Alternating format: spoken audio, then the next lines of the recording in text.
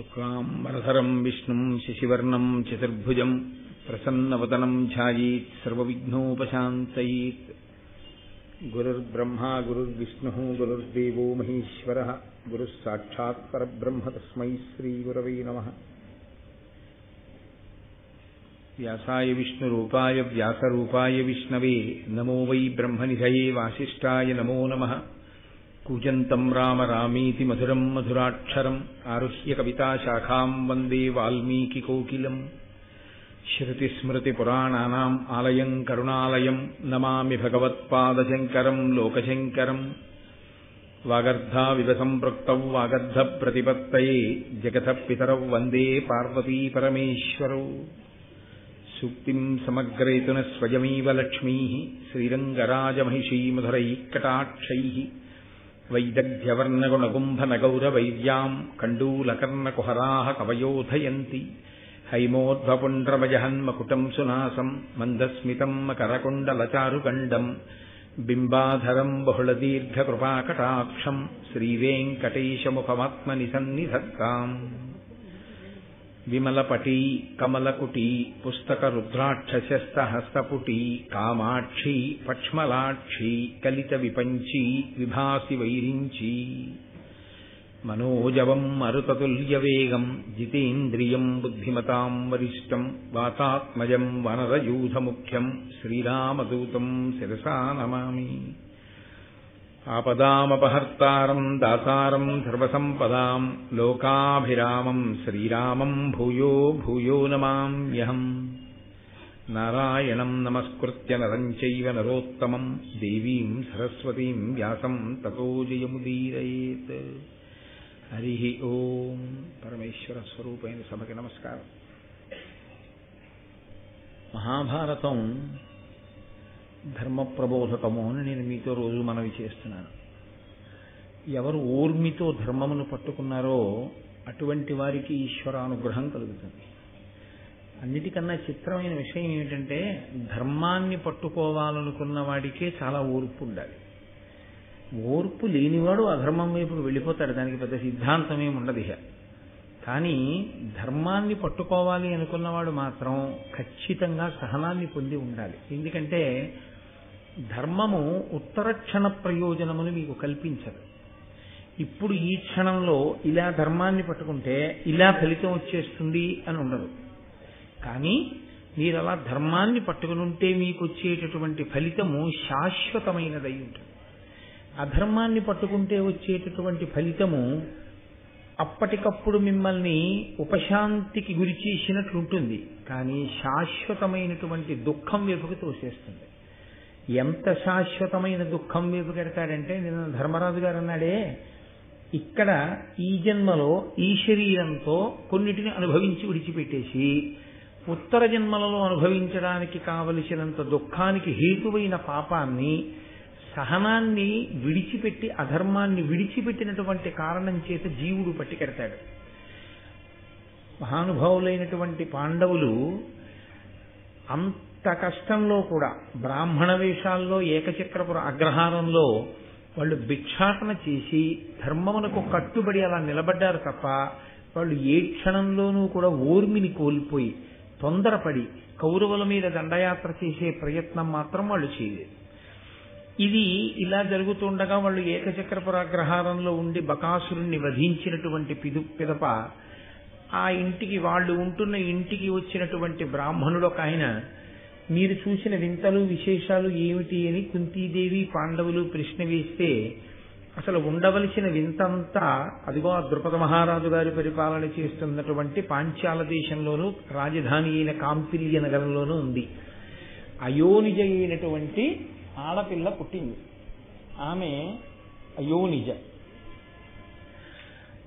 అయినటువంటి కారణంగా పుట్టినటువంటి ఆడపిల్ల ఒక ఎత్తు అయితే, అదే అగ్నిగుండంలోంచి సంభవించినటువంటి పురుషుడు ఒక ఎత్తు. ఈ ఇద్దరిని ద్రుపద మహారాజు గారు తపస్సు చేసి కన్నాడు. అంటే సహజంగా పాండవులు ఒక ప్రశ్న వేశారు, అయోనిజ అయితే తండ్రి ఎలా అయ్యాడు? అసలు ద్రౌపదీదేవి జీవితానికి సంబంధించినటువంటి పెద్ద ప్రశ్న ఇక్కడ పాండవులు వేశారు. ఆమె అయోనిజ. అయోనిజ అంటే అసలు స్త్రీ సంబంధం లేదు ఆవిడికి. ఆవిడ ఒక స్త్రీకి పుట్టినది కాదు. ఒక స్త్రీకి పుట్టినది కాదు కాబట్టి తన భార్య వలన జన్మించినది కాదు ద్రుపదుడికి. తన భార్య వలన జన్మించని దానికి తాను ఎలా తండ్రి అయ్యాడు? ఆమె ద్రుపదుడికి దొరికిందా? ఆమె ద్రుపదుడికి కూతురుగా ఉండాలని తనంత తానుగా కోరి వచ్చిందా? ఏ కారణం చేత తండ్రి అయ్యాడు? సరే, ఒక ఆడపిల్లకి తండ్రి అయ్యాడు, బాగుంది. అలా అయోనిజుడైనటువంటి కుమారుడికి కూడా తండ్రి ఎలా అయ్యాడు? ఏకకాలంలో ఇద్దరు పిల్లలు అలా ఎలా పుట్టారు ద్రుపదుడికి? మాకు ఈ అనుమానం ఒకసారి తీర్చండి అని అడిగారు. అడిగితే ఆ వచ్చినటువంటి బ్రాహ్మణుడు ఒక మాట చెప్పాడు. వీళ్ళు పాండవులు అన్న విషయం బ్రాహ్మణుడికి తెలియదుగా, వాళ్ళు కూడా బ్రాహ్మణ కుమారులే అనుకుంటున్నారు ఆయన. అనుకుని ఆయన అన్నాడు, గతంలో భరద్వాజ మహర్షి యొక్క కుమారుడు ద్రోణాచార్యుడు అని ఒక ఆయన ఉండేవారు. అదే భరద్వాజుని ఆశ్రమంలో అదే భరద్వాజుడి దగ్గర అదే భరద్వాజుని కుమారుడైన ద్రోణాచార్యుల వారితో కలిసి ద్రుపదుడు కూడా విద్యాభ్యాసం చేశాడు. తర్వాతి కాలంలో ద్రోణాచార్యుల వారు అగ్నివేశునికి శుశ్రూష చేసి అగ్నివేశుల నుండి కొంత విద్యను సంపాదించారు. వీళ్ళిద్దరూ కలిసి భరద్వాజుడి దగ్గర విద్య నేర్చుకునేటటువంటి రోజులలో ద్రుపదుడు స్నేహితుడైన ద్రోణుడితో ఒక మాట అన్నాడు. మా నాన్నగారి తర్వాత నేను రాజవుతాను, నీకేదైనా ఆపదొస్తే నా దగ్గరికి వచ్చి నువ్వు సహాయమును అపేక్షించవచ్చు అని. తదనంతర కాలంలో ఆ వృషతుడు అనబడేటటువంటి రాజు ద్రుపదుని యొక్క తండ్రి శరీరాన్ని విడిచిపెట్టిన తర్వాత ద్రుపదుడు రాజు అయ్యాడు. ద్రోణుడు కృపాచార్యుల వారి చెల్లెలైన కృపిని వివాహం చేసుకుని అశ్వత్థామ అన్న కొడుకుని కన్నాడు. దరిద్రం అనుభవిస్తూ పిల్లవాడికి పాలు కూడా పట్టలేనటువంటి దుస్థితిలో స్నేహితుణ్ణి అపేక్షిద్దాం సహాయం అని చెప్పి బయలుదేరి ఆ పాంచాల దేశానికి వెళ్లి ద్రుపదుణ్ణి కలుసుకున్నాడు. ఆ ద్రుపదుడు ద్రోణుణ్ణి అవమానించాడు. ఇదంతా మీరు విన్న ఘట్టమే. అవమానించి పంపేశాడు. దరిద్ర బ్రాహ్మణుడికి ఐశ్వర్యవంతుడైన రాజుకి స్నేహమా అని. అలా వెళ్లిపోయినటువంటి ద్రోణుడు హస్తినాపురానికి వెళ్లి నూతిలో పడిపోయినటువంటి బంతిని పైకి తీయడంలో తనకున్నటువంటి విలువిద్యా నైపుణ్యాన్ని ప్రదర్శించిన కారణం చేత భీష్మాచార్యుల వారి యొక్క దృష్టిని ఆకర్షించి ఆయన చేత నియామకాన్ని పొంది పాండుకుమారులకు ధృతరాష్ట్ర కుమారులకు కూడా విద్యాభ్యాసం చేయిస్తూ భారతదేశంలోనే అనలేని ప్రఖ్యాతి వహించి ప్రపంచ దేశాలన్నిటి నుంచి కూడా వచ్చి ఆయన దగ్గర విలువిద్య నేర్చుకునేటంతటి గొప్ప గురువుగా కీర్తికెక్కాడు. అటువంటి ద్రోణుడు పాండవులకు కౌరవులకు పాఠాలు చెప్పడం పూర్తయిన తర్వాత గురుదక్షిణ అడిగాడు. ఏం కావాలి అని అడిగితే ద్రుపదుణ్ణి బంధించాలన్నాడు. పాండుకుమారులలో అత్యంత ప్రముఖుడైనటువంటి అర్జునుడు తనకున్నటువంటి విలువిద్య శక్తి చేత ద్రుపదుణ్ణి ఓడించి రథచక్రానికి కట్టి తీసుకొచ్చి ద్రోణాచార్యుల వారి ముందు నిల్చోబెట్టాడు. తనని పరిహసించినటువంటి ద్రుపదుణ్ణి ద్రోణుడు కూడా పరిహసించి విడిచిపెట్టాడు. ఆ అవమాన భారాన్ని తట్టుకోలేకపోయాడు. నన్నయ్య గారు అక్కడ ఒక మాట చెప్పారు, బ్రాహ్మణుడి కోపం గడ్డి మంట, ఎంతోసేపు ఉండదు. కానీ క్షత్రియుడి కోపం అలా లేదక్కడ. అతను కడుపులో పెట్టుకున్నాడు. ఒక బ్రాహ్మణుడు ద్రోణాచార్యుల వారు, ఆ బ్రాహ్మణ తేజస్సు ముందు క్షత్రియ తేజస్సు నిలబడలేకపోయింది. ఆయన కాదు ఖడ్గం పట్టుకుని నిలబడినవాడు. ద్రుపదుడే చెప్పుకున్నాడు ఒక చోట, నిజంగా ద్రోణుడే తన ఖడ్గాన్ని బయటికి తీసి నిలబడితే లోకమంతా ఎదురు నిలబడినా నిలబడలేదు. తాను పాఠం చెప్పిన శిష్యుడితో నన్ను ఓడించాడు. అంతటి తేజస్సు కలిగినటువంటి ద్రోణుణ్ణి చంపే కొడుకు కావాలి. అటువంటి ద్రోణుణ్ణి చంపే కొడుకు కావాలి అంటే అది మళ్ళీ వేరొక బ్రాహ్మణుని యొక్క తేజస్సు చేతనే సంభవం అవుతుంది. మరొక బ్రాహ్మణుడు అంతటి తేజస్సంపన్నుడు, అంతటి తపోనిష్టా గరిష్ఠుడైనటువంటి వాడు ఆ కామ్యము తీరడానికి అనువైనటువంటి ఈశ్వర సంబంధమైన క్రతువు చేయించి ఆ భక్తితో కూడిన కర్మ చేత తృప్తి పొందిన ఈశ్వరుడి యొక్క అనుగ్రహంగా ద్రోణుణ్ణి సంహరించగలిగినటువంటి కొడుకుని ద్రుపదుడికి అప్పచెప్పాలి. 2, అదే సమయంలో ద్రుపదుని యొక్క కోరిక ఏమిటంటే ఆయన చిన్నపిల్లవాడైనటువంటి అర్జునుడి యొక్క విలువిద్య ఆ శక్తిని చూసి, ఇంత గొప్ప పిల్లవాడు, ఈ పిల్లవాడు నాకు అల్లుడైతే బాగుండు. కొడుకు అయ్యే అవకాశం లేదుగా ఇహ, పాండురాజు గారి కొడుకు. కాబట్టి ఇప్పుడు తనకి కొడుకు కావాలి అంటే అల్లుడు పుత్రపంచకంలో ఒకడు. కాబట్టి ఇతన్ని అల్లుణ్ణి చేసుకోవాలి. ఇతన్ని అల్లుణ్ణి చేసుకోవాలంటే సామాన్యమైన విషయం కాదు. ఇతనికి భార్యగా ఉండడానికి యోగ్యమైనటువంటి ఆడపిల్ల కావాలి. కాబట్టి అర్జునుడికి భార్య కాగలిగిన కూతురు, ద్రోణుణ్ణి చంపగలిగిన కొడుకు నాకు కావాలని రాజ్యాన్ని విడిచిపెట్టి గంగా తీరానికి వెళ్ళి బ్రాహ్మణుల్ని సేవిస్తూ ఉండిపోయాడు. అది కడుపులో పగ, పైకి బ్రాహ్మణ సేవ. దేని కొరకు అంటే ఆయనకు ఒక విషయం బాగా అర్థమైంది. ఆ తేజస్సుని పడగొట్టాలంటే మళ్ళీ ఇటువంటి తేజస్సే ఉపయోగపడాలి తప్ప క్షాత్రముతో పరాక్రమంతో కత్తిపట్టి కాని విల్లు పట్టి కాని ద్రోణుణ్ణి పడగొట్టగలిగినటువంటి వీరుడు ఈ భూమండలం మీద లేడు. అంటే ఆయన విలువిద్యా పరాక్రమం ఎటువంటిదో, ఆయన శిష్యులకు నేర్పిన విద్య ఎటువంటిదో మీరు ఆలోచించవచ్చు. కాబట్టి ఇప్పుడు మళ్ళీ అటువంటి కొడుకు ఒకడు రావాలి ఈ భూమండలం మీదకి అంటే అంత తేజోవంతుడు, పుట్టుకతోనే అంత శక్తి కలిగిన వాడు కావాలి అంటే అది మళ్ళీ వేరొక బ్రాహ్మణుడు మాత్రమే అటువంటి క్రతువు చేయించగలగాలి. కాబట్టి ఆయన బ్రాహ్మణుల్ని సేవిస్తూ తిరుగుతున్నాడు. ఈ తిరిగేటటువంటి ప్రక్రియలో ఆయన ఆ గంగా తీరంలో వానప్రస్థ ఆశ్రమంలో ఉండి యాజ ఉపయాజులనబడేటటువంటి ఒక సోదరుల జంటని చూశారు. ఆ యాజ ఉపయాజులిద్దరూ కూడా కాశ్యప గోత్రానికి చెందినటువంటి వారు. ఇద్దరూ వానప్రస్థంలో ఉన్నారు. అన్నగారంటే పెద్దవాడు, తమ్ముడంటే చిన్నవాడు. చాలా కాలం చిన్నవాడైనటువంటి ఉపయాజుణ్ణి సేవించాడు ఆ ద్రుపదుడు. కారణం ఏమంటే అన్నగారి కన్నా ఈయన తేజోవంతుడిగా కనపడ్డాడు. ఈయన వల్ల కోరిక తీరుతుందని చాలా కాలం సేవించినటువంటి కారణం చేత ఆయన దగ్గర కించిత్ స్వాతంత్ర్యం ఏర్పడింది. ఆ స్వాతంత్ర్యం ఏర్పడిన కారణం చేత ఒక రోజున ఉపయాజులను అడిగాడు, మునినాథ, నాకు సత్సుత జననంబగునట్టి క్రతువు సద్విధి గావించిన కృతకృత్యుడనగుదున్ కునుమిచ్చద నీకు 1,00,000 గోధేనువులన్. నాకు ఒక కామ్యం ఉంది, ఒక కోరిక ఉంది. ఆ కోరిక మీరు తీర్చిపెట్టాలి. మీరు ఒక యజ్ఞం చేసి ఆ యజ్ఞము వలన నా కోరిక తీరేటట్టుగా దేవతల్ని తృప్తిపరచాలి. అందుకని నేను మీకు 1,00,000 పాడి ఆవుల్ని ఇస్తాను దూడలతో, మీరు నా కోరిక తీర్చిపెట్టండి. అంటే ఉపయాజులు ఎంత అందంగా మాట్లాడాడో తెలుసా అండి. ఆయన అన్నాడు, అనఘచరితుడు మాయన్న వనములోన తనుచు ఒక్కనాడొక్క పండొనరగాంచి కొనియ శుచియగు శుచిలు కాదని ఎరుంగబడని భూమి తలంబుపై పడినదా అని. ఆయన నేను యజ్ఞం చేస్తానని చెప్పలేదు, నీ చెయ్యనని చెప్పలేదు. ఆయన అన్నాడు, నేను మా అన్నయ్య కలిసి అరణ్యంలో నడిచి వెళుతున్నాం. వెడుతుంటే చెట్టు మించి పండు ఒకటి భూమి మీద పడింది. భూమి మీద పడినప్పుడు ఆ పండుకి కొంత మట్టి అవి అంటుకుని ఉండి ఉండవచ్చు. అది శుచా అశుచా మా అన్నయ్య చూడలేదు. ఆ పండు తీసుకున్నాడు. కాబట్టి నువ్వు మా అన్నయ్య దగ్గరికి వెళ్ళు. ఏమిటి దాని తర్కం? ఇది అలా చెప్పడం ఏంటి అంటే, మా అన్నయ్యకి అలా పుచ్చుకోవచ్చా అలా పుచ్చుకోకూడదా చూడకుండా పుచ్చుకునే గుణం ఉంటుంది. నువ్వు ఇచ్చే 1,00,000 పాడి ఆవులకి దూడలకి లొంగిపోయే మనస్తత్వం నాది కాదు. నేనేమీ పుచ్చుకోను. కాబట్టి నాకు అలాంటి కోరికలు లేవు. నువ్వేదో 1,00,000 ధేనువుల్ని ఇస్తాను అని చెప్పి నన్ను నీకు వశుణ్ణి చేసుకోలేవు. కాబట్టి నీ కోరిక నా వలన తీరడం కష్టం. మరి నేను ఎందుకు చేస్తాను? ఒకవేళ చేయవలసి వస్తే నాకు చెయ్యాలనిపిస్తే చేస్తాను. నాకు చెయ్యాలని ఇప్పుడు లేదు, కాబట్టి నీ చెయ్యి.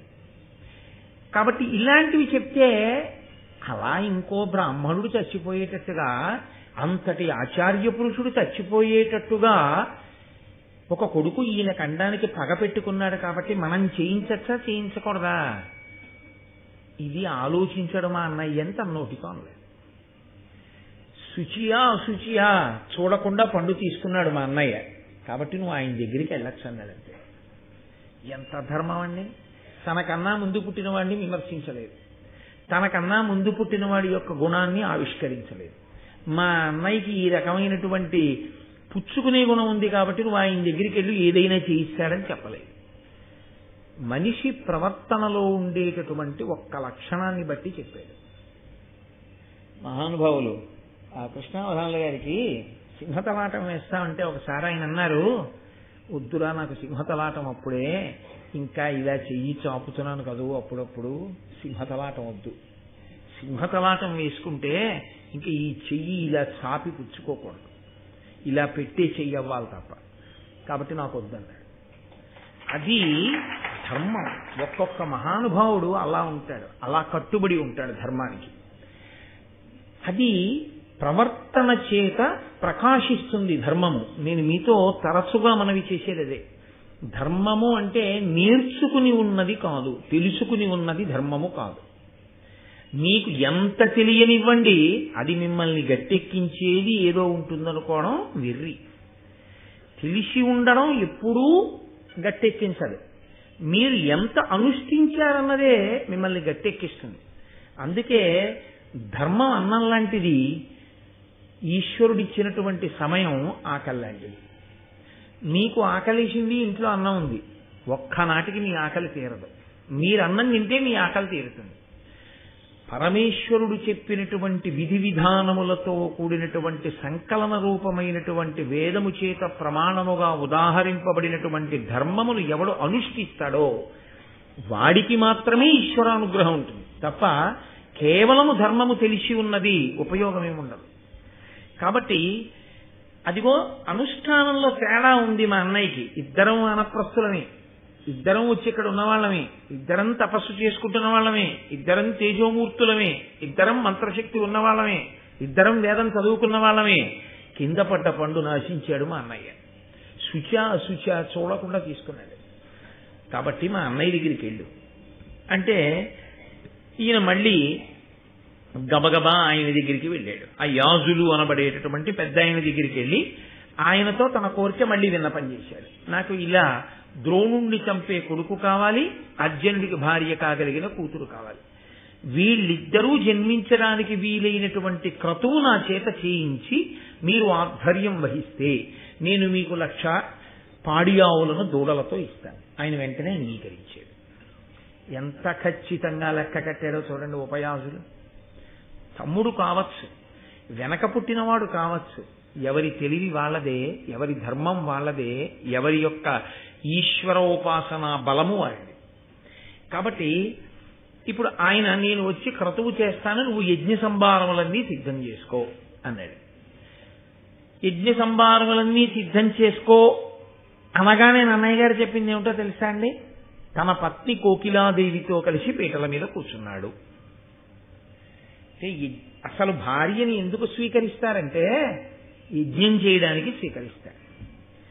ఒక్క యజ్ఞం చేయలేదు, ఒక్క యాగం చేయలేదు, ఒక్కనాడు అగ్నిహోత్రంలో హవిస్సు ఇవ్వలేదు.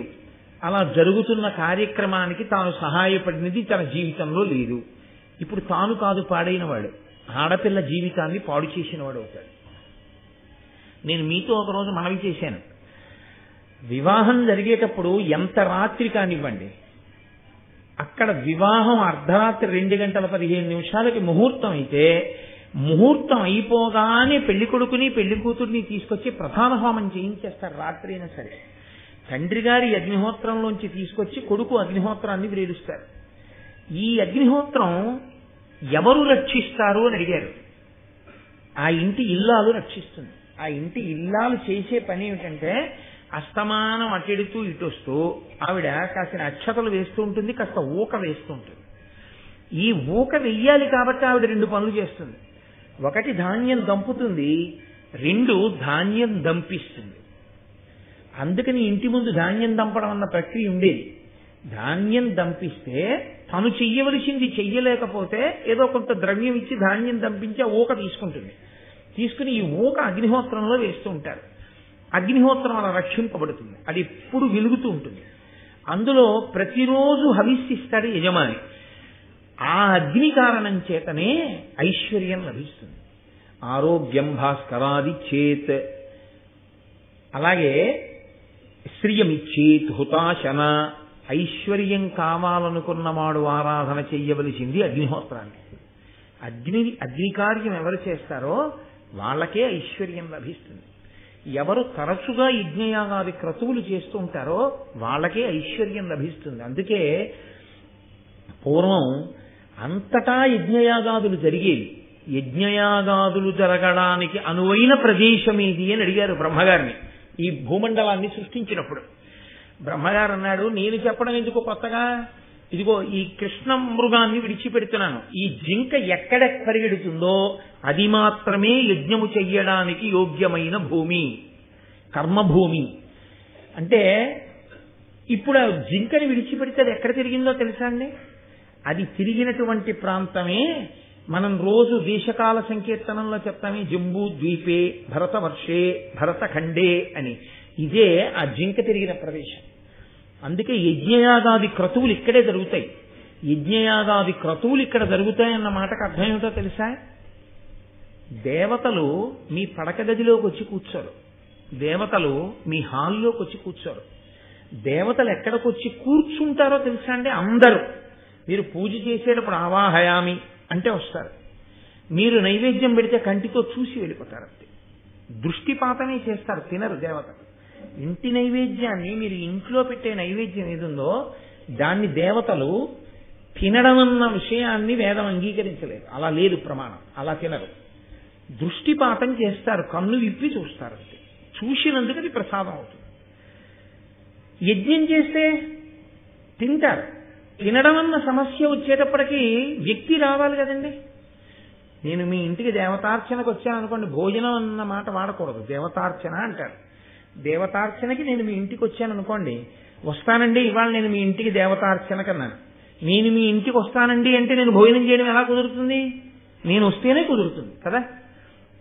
నేను రావడం అన్నది ఎలా వస్తాను? నేను దేవతార్చనకు వచ్చాను అంటే తిన్నగా విస్తరి దగ్గరికి రాను. వచ్చి ఒక్క క్షణం కూర్చున్నాయా కూర్చోండి అని కుశల ప్రశ్నలు అయిన తర్వాత కాళ్ళు కడుక్కోండి అంటే కాళ్ళు చేతులు కడుక్కొని, మీరు పూజలో ఏదైతే హస్తో ప్రక్షాళయామి, పాదయో పాద్యం సమర్పయామి, ముఖే ఆచమనీయం సమర్పయామి, స్నానం సమర్పయామి, ఇవన్నీ చెప్తున్నారో యజ్ఞమునందు అనుషంగిక క్రియలుగా అయిపోతాయి అవన్నీ. ఎందుచేత అంటే వాళ్ళు స్నానం చేయకుండా ఎలా తింటారు? అందుని వాళ్ళు చేసేస్తారు అక్కడే. చేసి వీళ్ళందరూ ఏం చేస్తారంటే భోజనం అనేటటువంటిది వడ్డించేసి సిద్ధంగా ఉంచి రాగానే రండి కూర్చోండి అనరు, వచ్చిన తరువాత వడ్డిస్తారు కదండి. అందుకని ఏం చేయాలి? దేవతార్చనకి వెళ్ళిన వాడు కూర్చోవాలి కాసేపు. కూర్చుంటే ఏం చేస్తారు? దేవతార్చనకి ఎవరిని పిలుస్తారు? ఆ ఈశ్వర సంబంధం ఉందంటే దేవతార్చనకి పిలుస్తారు. ఇప్పుడు ఆయన ఏం చేస్తాడు? వచ్చినవాడు ఏదో భగవంతుడి గురించి కాసేపు మాట్లాడతాడు. ఆయన భగవంతుడి గురించి మాట్లాడినట్టే దేవతలు ఏం మాట్లాడతారు? దేవతలు కూడా అందరూ బాగున్నారా, మీ అందరూ సుఖంగా ఉన్నారా, సంతోషంగా ఉన్నారా? అయ్యో మాకు ఎప్పుడూ లేదండి, ఇప్పటిదాకా చరిత్రలో గోదావరి ఎండిపోయింది. అలాగా యజ్ఞం చేస్తున్నారుగా, మీకు బెంగలేదు, సమయానికి వర్షాలు పడి గోదావరి వచ్చేసారి చక్కగా ప్రవహిస్తుంది రండి అంటారు. ఎందుకని? భోజనం చేయడానికి వచ్చి కూర్చున్నారు వాళ్ళు కొంతసేపు. ఇదే మీకు రామాయణం బాలకాండలో చూపిస్తారు. వాల్మీకి మహర్షి వాళ్ళు మాట్లాడారు, అప్పుడే రామావతారం వచ్చింది. సమస్యలు అడుగుతారు. అడిగి హోమము అన్న మాటకి బలి అన్న మాటకి తేడా అక్కడ వస్తుంది. అన్నం పట్టుకెళ్ళి బయట పెట్టేస్తే పక్షులు అవి తిన్నగా తింటే బలి.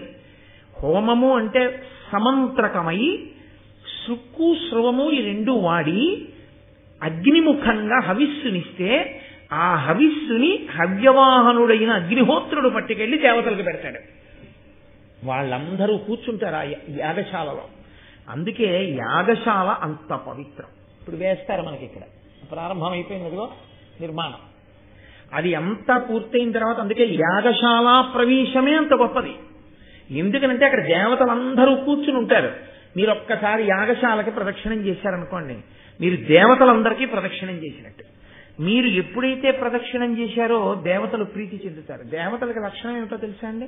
వాళ్ళు ప్రీతి చెందితే మీకు కోరిక తీర్చకుండా వెళ్ళరు. అందుకే కదా సూర్యుడు కొడుకునివ్వకుండా వెళ్ళలేదు కుంతికి, కోరిక తీరుస్తారు. అందుకే యాగశాల వెయ్యడం అద్భుతం. యాగశాల నిర్మాణం చేసి యాగం జరుగుతోంది, హోమం జరుగుతోంది అంటే అందరూ పరిగెత్తుకొచ్చి ప్రదక్షిణాలు చేస్తారు. అందరూ అక్కడ కూర్చుంటారు. ఎందుకు కూర్చుంటారంటే దేవతలందరూ హవిస్సు తింటుంటారు. తింటున్నప్పుడు అది చాలా గొప్ప విషయం. కాబట్టి ఇప్పుడు ఈ అగ్నిహోత్రాన్ని రక్ష చేసేది గృహిణి, ఇల్లాలు. ఆమెయే రక్ష చేస్తుంది. రక్ష చేసే లక్షణం ఉన్నటువంటి ఇల్లాలు ఎవరుందో ఆమె వచ్చి పక్కన కూర్చుంటే తప్ప తాను యజ్ఞము చెయ్యడానికి అధికారం ఉండదు. కాబట్టి అసలు ముందు యజ్ఞం చెయ్యడం, యాగం చెయ్యడం అనేటప్పటికీ ఎవరు కావాలంటే ధర్మపత్ని కావాలి. కాబట్టి అసలు గృహస్థాశ్రమంలోకి వెళ్ళినటువంటి వాడు ధర్మపత్నిని ఎందుకు స్వీకరిస్తాడంటే ఇదే తలంబ్రాలు పోసుకునేటప్పుడు మంత్రాలుగా చెప్తారు. కేవలం ఐశ్వర్యాన్ని పొందడం కాదయా, యజ్ఞయాగాది క్రతువులు చెయ్యాలి అని కోరుకుంటారు. దేవతలు వచ్చి ఆశీర్వచనం చేస్తారు. అప్పుడు వేడుకకి మిగిలినవి మొట్టమొదట పోసుకునేవి ఆ ఎండు కొబ్బరి చిప్పలతో పోసుకునేవి ఈ కోరికలతో పోసుకుంటారు చెప్పుకుని. అందుకని యజ్ఞము చెయ్యడం కోసమే భార్యని స్వీకరిస్తారు. కాబట్టి ఇప్పుడు ఆయన ద్రుపద మహారాజు గారు కోకిలాదేవితో కలిసి యజ్ఞమునకు సిద్ధపడ్డాడు. దీక్ష అని ఒక మాట. ఈ దీక్ష అన్న మాటను ఏం చేస్తుంటారంటే సాధారణంగా చాలా వాటికి అన్వయం చేస్తారు. అయ్యప్ప స్వామి దీక్ష, వెంకటేశ్వర దీక్ష, శివ దీక్ష, శాంభవ దీక్ష, ఇలా. దీక్ష అన్న మాట యథార్థమునకు వైదిక ప్రయోగం ఎక్కడో తెలుసా అండి? యజ్ఞమునకు మాత్రమే దీక్ష. యజ్ఞము చేసేటటువంటి వాడు దీక్షా స్వీకారం చేస్తాడు. అందుకే దీక్షా వస్త్రములను ఇచ్చారంటారు. దీక్ష యందు రెండు ప్రధానం, మళ్ళీ ఇందులో కాదు కానీ స్కాంద పురాణంలో దీక్ష గురించి ఎంత గొప్పగా మాట్లాడతారో అసలు. ఆ దీక్ష చేసేవాడు పొరపాటున కూడా గడ్డం తీయడానికి వీల్లేదు, పైన జుట్టు తీయడానికి వీల్లేదు. ఆఖరికి ఎంత నియమం ఉంటుందంటే ఒకవేళ దురద పెట్టి ఇలా గోక్కున్నాడు అనుకోండి, ఆ గోళ్లు గట్టిగా రాసుకుంటే ఒక వెంట్రుక ఊడి కింద పడిపోయింది అనుకోండి, పోతుంది దీక్ష, దీక్ష భగ్నం అయిపోయినట్టే. అందుకే ఒకవేళ దీక్షా స్వీకారం చేశాడు అని గుర్తు ఏమిటంటే గురువు గారి చేత్తో దుప్పి కొమ్ము పుచ్చుకుంటారు. ఒక్క దుప్పి కొమ్మును మాత్రం ఎప్పుడూ దగ్గర ఉంచుకోవాలి దీక్ష తీసుకుంటే. ఆ దుప్పి కొమ్ముతో గోక్కోవాలి. దుప్పి కొమ్ము యొక్క ఒరిపిడికి వెంట్రుక ఊడింది అనుకోండి, దీక్ష భగ్నం కాదు. ఎందుచేత అంటారేమో, మరి ఎప్పుడో అప్పుడు గోక్కుంటే తప్ప అసలు కుదరనంత స్థితి వచ్చిందనుకోండి, ఎలా? అప్పుడు దుప్పి కొమ్ముతో గోక్కోమన్నారు. మళ్ళీ దుప్పి కొమ్మే ఎందుకండి అంటే మళ్ళీ ఇప్పుడు నేను ఇంకా భారతం ఏం చెప్పను అని కాసేపు అలా వినండి సార్. అందుకని దీక్ష అన్నమాట దేనికి అంటే యజ్ఞమునకు. ఆ యజ్ఞానికి వచ్చినటువంటి లక్షణం ఏమిటో తెలుసా అండి? ఆ యజ్ఞం పూర్ణాహుతి అయిపోయేంత వరకు ఎవరు యజ్ఞ నిర్వహణ చేస్తున్నారో వాళ్ళు దీక్షితులు కావాలి. దీక్షితులైన వాళ్ళందరూ దీక్షా కంకణమును స్వీకరించాలి. కంకణాన్ని స్వీకరిస్తారు. ఈ కంకణం ఏం చేస్తుందంటే కడుపున పుట్టిన కొడుకే చచ్చిపోయిన యజ్ఞం చేయడానికి దీక్ష మీద కూర్చున్నవాడికి లేవకూడదు పీటల నుంచి. ఆయనకి రాదు అశౌచం, అంతే. సగర చక్రవర్తి పీటల మీద కూర్చుంటే 60,000 మంది కొడుకులు చచ్చిపోయారని వార్త వచ్చింది. ఆయనకి మైలు వచ్చిందా? లేకపోతే అసలు ఆ గుర్రాన్ని ఎక్కడ కట్టేశారో నేను వెళ్ళి తీసుకొస్తానని వెళ్ళాడా సగరుడు? వెళ్ళలేదు. ఎందుకంటే ఒకసారి దీక్షా స్వీకారం చేస్తే ఇక ఊరి పొలిమేర విడిచిపెట్టకూడదు. దీక్షా స్వీకారం చేస్తే పీటల మీద ఉన్నవాడు ఆ క్రతువు మీదే దృష్టి పెట్టాలంతే. అందుకే మళ్ళీ అప్పుడు అంశుమంతుణ్ణి పంపిస్తాడు ఆ గుర్రం కోసం. పంపిస్తే ఆయన కపిల మహర్షి దగ్గరికి వెళ్ళడం, ఆ గుర్రాన్ని తీసుకురావడం, గంగావతరణానికి ప్రాతిపదిక పడుతుంది అక్కడ. ఆ సగరులను ఉద్ధరించడం కోసం ఉగ్ర తేజస్సుకు వెళ్ళిపోయారు కాబట్టి. అందుకని ఆ దీక్షాకంకణ స్వీకారము చేసి భార్యాసహితుడై కూర్చుని చేసేటటువంటి ప్రక్రియ ఏది ఉన్నదో దానికే యజ్ఞమని పేరు. మళ్ళీ అది ఎప్పుడు ఆ దీక్ష పూర్తయ్యేది? మామూలు స్నానంతో పూర్తవదు. అది పూర్తవ్వాలంటే ఒక్క అవబృధ స్నానం చేస్తేనే పూర్తవుతుంది. ఆ స్నానం ఎలా చేయాలి? మళ్ళీ అగ్నిపురాణంలో చెప్పారు వ్యాసుల వారు. అసలు ఈ ప్రతిష్ట కల్పం అంతటి గురించి అగ్నిపురాణం చెప్తుంది. అసలు ఎలా ప్రతిష్ఠ చెయ్యాలి, ఈ అధివాసాలంటే ఏమిటి, ఎలా అధివాసాలు చేయిస్తారు, దేవాలయానికి గుమ్మవెత్తడం అంటే ఏమిటి, మూర్తిని తీసుకొచ్చి ప్రతిష్ఠ చేస్తే ఎలా చెయ్యాలి, ఆ వాతావరణం ఎలా ఉండాలి, అగ్నిహోత్రాన్ని ఎలా వ్రేల్చాలి, ఎలా హవిస్సు ఇవ్వాలి దగ్గర నుంచి ఆఖరణ కార్యం అంతా పూర్తయిన తర్వాత అవబృధ స్నానం ఎలా చెయ్యాలో కూడా అగ్నిపురాణంలో వ్యాస భగవానుడు చెప్పాడు. అందుకే వ్యాసోచ్ఛిష్టం జగత్సర్వం, వ్యాసుడు చెప్పనిది లేదు, అంతా ఆయన ఎంగిలి. ఇద్దరు మహానుపురుషులు శాసించారు సూర్యచంద్రులై. సూర్యవంశం గురించి చెప్పి వాల్మీకి, చంద్రవంశం గురించి చెప్పి మహానుభావుడైన వ్యాసుడు. అందుకే సాహిత్యానికి అంతటికీ వాంగ్మయానికి వాళ్ళిద్దరూ సూర్యచంద్రులు.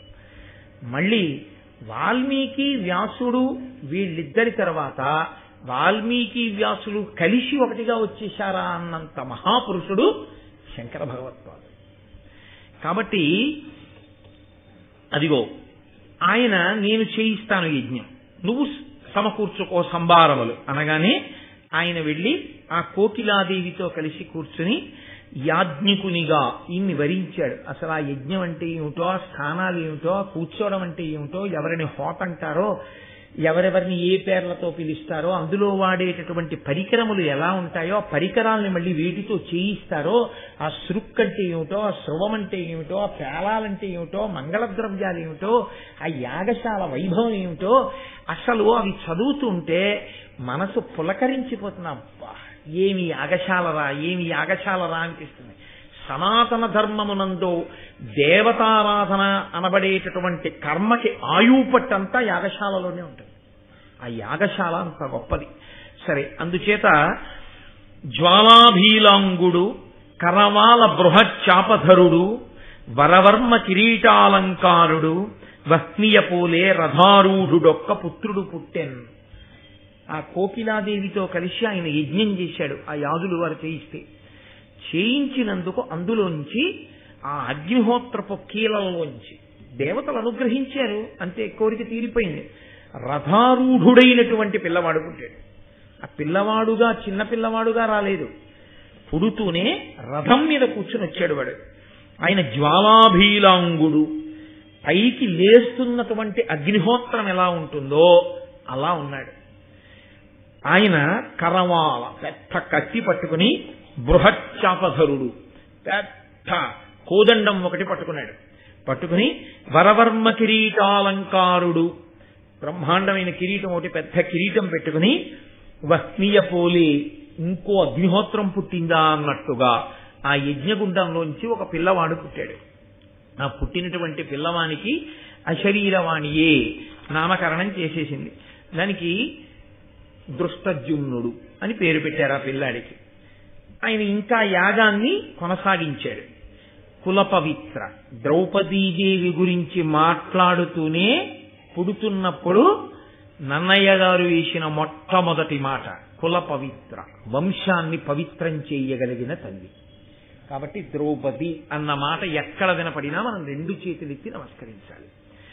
కులపవిత్ర, సితేతరోత్పల కోమలామల వర్ణ ఉత్పల సుగంధి, లసన్ మహోత్పల పత్రనేత్ర, అరాళకుంతల విభాసిని, దివ్య తేజముదాల్చి ఒక్క కుమారి తజ్వలన కుండమునందు పుట్టే ప్రసన్నమూర్తి ముదంబుతో.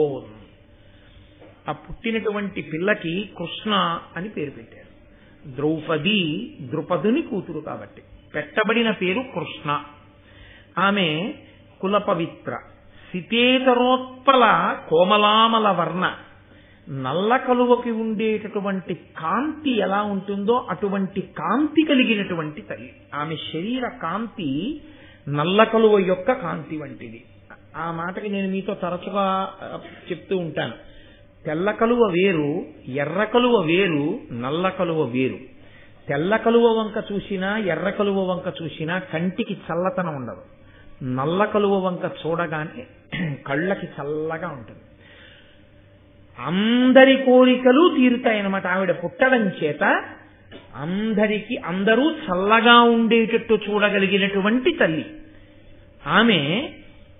ఉత్పల సుగంధి, సుగంధము కలిగినటువంటి శరీరము, సుగంధము కలిగినటువంటి కేశపాశం అమ్మవారికి ఉండేటటువంటి లక్షణం అది.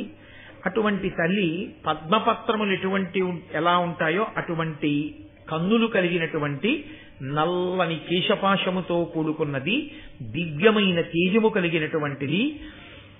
ఆ జ్వలన కుండమునందు రగులుతున్న అగ్నిహోత్రంలోంచి, అదేదో అగ్నిహోత్రం అంతా కూడా నిధనమైపోయిన తర్వాత యజ్ఞగుండంలో దొరికింది కాదు. ఆవిడ రగులుతున్న అగ్నిహోత్రంలోంచి పుట్టింది ఆవిడ. లలితా పరాభట్టారికా స్వరూపం బ్రహ్మాండ పురాణంలో లలితోపాఖ్యానంలో ఎలా బయటికి వస్తుందో అలా వచ్చింది ఆవిడ. వచ్చి ఆవిడ ప్రసన్నమూర్తి. పుడుతున్నటువంటి ఆవిడ కోపమైనటువంటి రూపంతో రాలేదు ద్రౌపదీదేవి. ప్రసన్నమూర్తి, చాలా పరమ ప్రశాంతంగా ముదంబుతో పరమ సంతోషంతో ఆమె ఆవిర్భవించింది. ఆవిడ్ని కృష్ణ అని పిలిచారు. ఈ పిల్లకి స్వయంవరం ప్రకటించారు. అంటే ఆమెయే భర్తని ఎంచుకుంటుంది. దానికి మత్స్యయంత్రాన్ని మిషగా పెట్టారు. మిషగా అంటే ఎవరు వెళ్ళి ఆ మత్స్యయంత్రాన్ని కొడతారో అటువంటి వారికి ఆ పిల్లని ఇస్తానన్నాడు ద్రుపద మహారాజు. అదిగో అంటే ఇప్పుడు ఆయన చెప్పిన కథని బట్టి ఆ పిల్ల ఎవరి కోసం పుట్టింది? అర్జునుడి కోసం పుట్టింది. ఇప్పుడు ఇక్కడ వింటున్న వాళ్ళెవరు? పాండవులు. ఈ మాట విన్న పాండవులకి ఏమనిపిస్తుంది మనసులో? నా కోసం పుట్టిన పిల్లకి స్వయంవరం అవుతోంది, కదులుదామని ఉంటుందా ఉండదా అర్జునుడికి? ధర్మరాజుని, భీముణ్ణి, నకులుణ్ణి, సహదేవుణ్ణి కాసేపు పక్కన పెట్టండి. ఎందుకంటే అప్పటికి వాళ్ళకి ఇంకా ద్రౌపదీదేవి తమకి కూడా భార్య అవుతుందని తెలియదు. అర్జునుడికి మనసులో ఉంటుందా ఉండదా? ఇంతటి కారణజన్మురాలు పుట్టిందంటే వీళ్ళ జీవితాలు మలుపు తిరగడం అక్కడే ఉందని గ్రహించలేనంత అమాయకురాలా కుంతీదేవి. పైగా వచ్చిన బ్రాహ్మణుడు అన్నాడు, లోకంలో రాజకుమారులందరూ బయలుదేరి పెడుతున్నారు ఆ స్వయంవరానికి. ఈ మాట చెప్పగానే ఉత్సాహం కనపడింది ఆ పిల్లల ముఖంలో. కుంతీదేవి అంది, మనం కూడా బయలుదేరదాం పదండి అని. ఆవిడంది, తల్లి మాట్లాడడం అంటేనండి చాలా అందంగా ఉండాలి. రే విడిపోదాం పదండి అయితేను, ఆయన ఎలాగో చెప్పాడు కదా అర్జునుడి కోసమే పుట్టిందని, వెళ్ళి మనం ఆ అమ్మాయిని కోడల్ని చేసేసుకుందాం అని తల్లే ముందు అలా మాట్లాడేస్తే దానికి అందం ఉండదు. తల్లి గంభీరంగా మాట్లాడితేనే ఆ గాంభీర్యం. కుంతీదేవి అంటే సామాన్యమైన స్త్రీ ఏం కాదు ఆవిడ. ఆవిడ నోటి వెంట ఏ మాట వచ్చిందో అది నిజమవుతుంది. అందుకని లేకి మాట గబుక్కున ఆవిడేం విసిరేది. ఇష్టం వచ్చినట్లు ఎవరు మాట్లాడతారు అంటే, ఇదిగో నేను మీతో మనవి చేశాను కదా, కాళిదాసు గారు రఘువంశం చేస్తూ అంటారు, సత్యాయ మితభాషిణాం. ఎక్కువ మాట్లాడితే అసత్య దోషం వస్తుందని అసలు రఘుమహారాజు గారు మాట్లాడేవారు కాస్త. మాట్లాడితే సత్యం అవ్వాలంతే. అంత శక్తివంతురాలు ఆవిడ. ఆవిడ తపస్సు అటువంటిది, ఆవిడ పాతివ్రత్యం అటువంటిది. కాబట్టి ఇప్పుడు కుంతీదేవి పిల్లలతో మాట్లాడేటప్పుడు ఎంత అందంగా మాట్లాడిందో చూడండి. పిల్లల దగ్గర మాట్లాడేటప్పుడు పెద్దవాళ్ళు ఒక అందంగా మాట్లాడాలి, పెద్దవాళ్ళ దగ్గరికి వెళ్ళి పిల్లలు మాట్లాడేటప్పుడు ఒక నియతితో మాట్లాడాలి. ఆవిడండి, కడు పెద్ద కాలముండితి మొడబడి ఇందెంత కాలమున్నను మనకయ్యడు లాభమేమి, మరి ఎప్పుడు ఉచితమే ఉరుల ఇండ్ల పొత్తున ఉండన్. లోకంలో పరాన్న భుక్కు అని ఒక మాట. పరాన్న భుక్కు అంటే ఇతరుల ఇంట అన్నం తినేవాడు అని.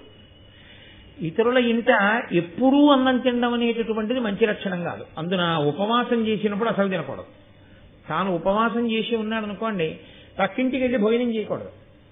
ఎందుకంటే తాను ఉపవాసం ఉన్నాడు, తన ఇంట్లో ఉన్న ఈశ్వరుడు ఏం చేస్తున్నాడు?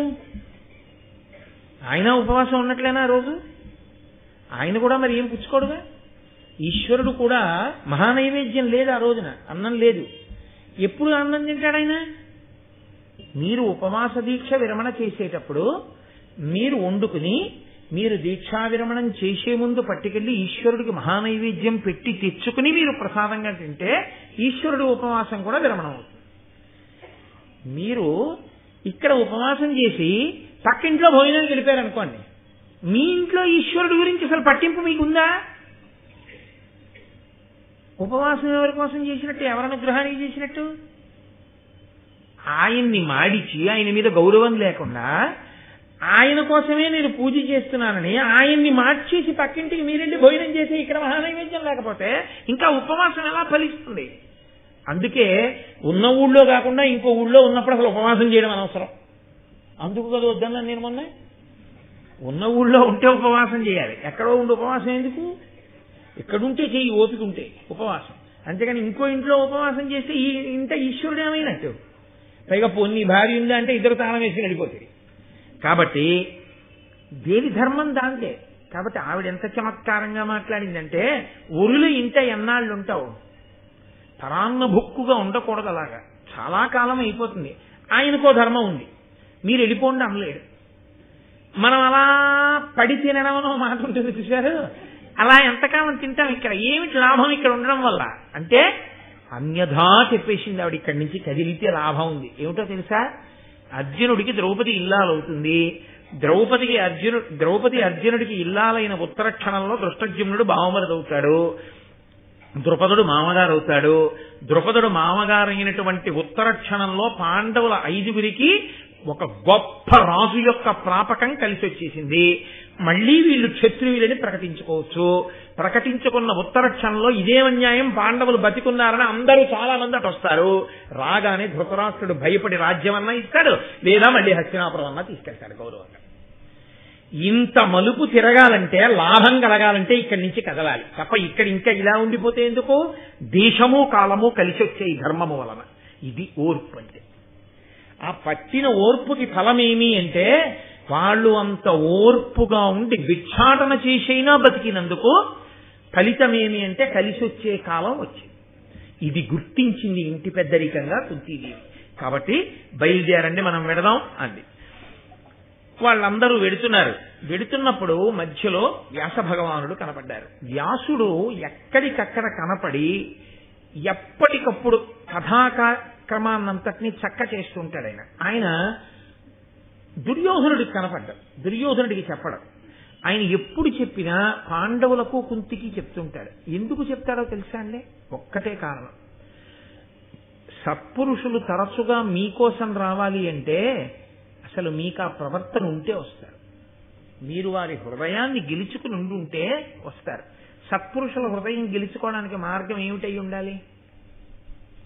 ధర్మమే. అరే వాడు ధర్మాత్ముడు రా అన్న అభిప్రాయం కలిగిందనుకోండి గురువు గారికి, ఎందుకు రాదు శిష్యుడింటికి? అబ్బే వాడికి అసలు ధర్మం అన్న మాట అక్కర్లేదండి అన్నారనుకోండి, ఎందుకు వెళ్తారు గురువు గారు ఇంటికి? పిలిచినా వెళ్ళడు. ఎందుకు వెళ్ళడంటే అక్కడ ధర్మం ఉందన్న నమ్మకం గురువు గారికి లేదు, అందుకని వెళ్ళాడు. పిలవకపోయినా ఎందుకు వెళ్తాడంటే అక్కడ ధర్మం ఉంది, నేను రక్షించాలి, అందుకని వెళ్తాడు.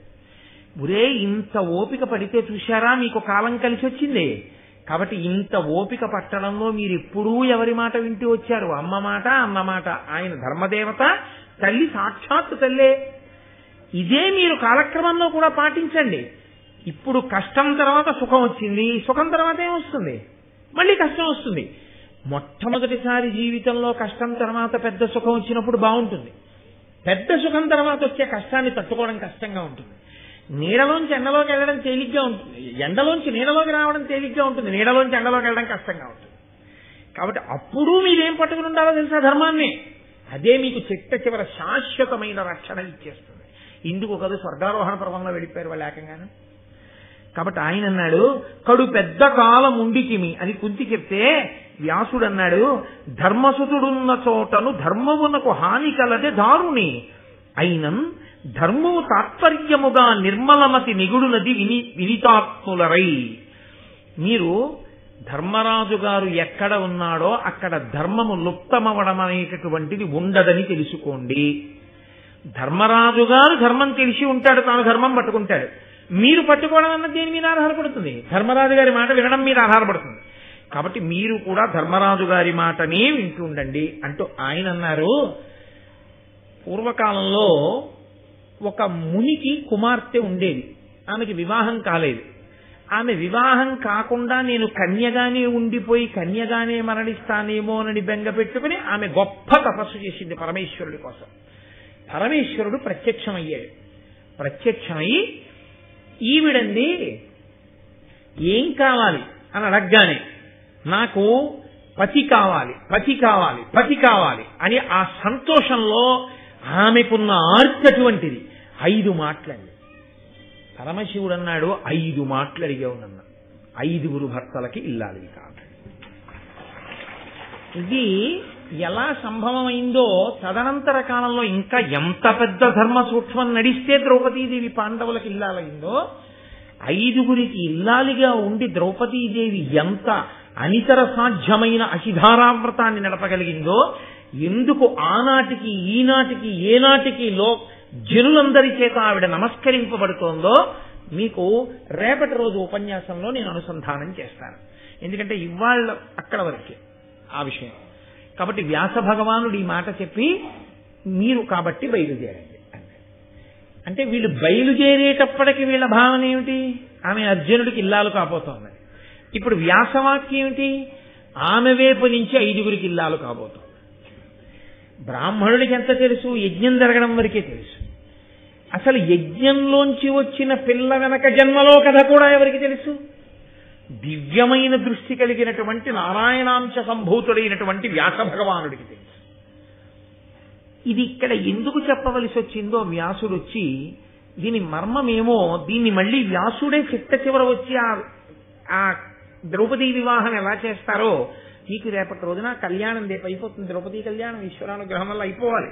కాబట్టి రేపు మీరు విందరు కానీ కనుక ఇప్పుడు వాళ్ళు బయలుదేరి చెప్పాడు మహానుభావుడు వ్యాసుడు, చాలా సంతోషించారు, వెళ్ళిపోతున్నారు. అప్పటికి వాళ్ళ మనస్సుల్లో ఆమె 5గురికి ఇల్లాలవుతుంది అంటున్నారు. మరి అర్జునుడు కాకుండా ఇంకా 4 ఎవరు అన్న ఆలోచన రాలేదు. ఆ ఆలోచన అక్కడ రాకుండా ఉండడం వెనక ఎవరున్నారని మీరు అనుకోవాలి? పరదేవతే. నేను మీతో తరచుగా మనవి చేశాను కదా, లేకపోతే వాళ్ళ మధ్య చర్చ జరగాలి. అసలు ఆ ఆలోచన రాకపోవడం ఈశ్వరానుగ్రహం అంతే. ఎందుకనంటేనండి, మనం ఎప్పుడు మీరు ఆలోచించండి, మీరు ఏ పూజ చేయండి, చిట్ట చివరికి ఏం చేస్తామో తెలుసా? మీరు ఈశ్వరుణ్ణి ఏ రూపంతో పూజ చేశారో ఆ రూపంతో మీరు అడిగేది ఏమడుగుతారో తెలుసా అండి? నా బుద్ధిని ప్రచోదనం చెయ్యి అని అడుగుతారు. బుద్ధిని ప్రచోదనం చెయ్యి. ఒక దుర్గారాధన చేశాం, తన్నో దుర్గి ప్రచోదయాత్, గాయత్రీ మంత్రం సరే అసలు రోజు అడుగుతాం. మీరు ఏదో అదేంటి శివుణ్ణి ఆరాధన చేశారనుకోండి, చిట్ట చివర తన్న శివ ప్రచోదయాత్, ఓ శివుడా మా బుద్ధులను ప్రేరేపించు. మీరు ఏ పూజ చేయండి చిట్ట చివర లఘుగాయత్రి అంటారు దాన్ని. లఘుగాయత్రిలో ఏదడుగుతారంటే మా బుద్ధులను ప్రచోదనము చేయుదురుగాక అని అడుగుతాం.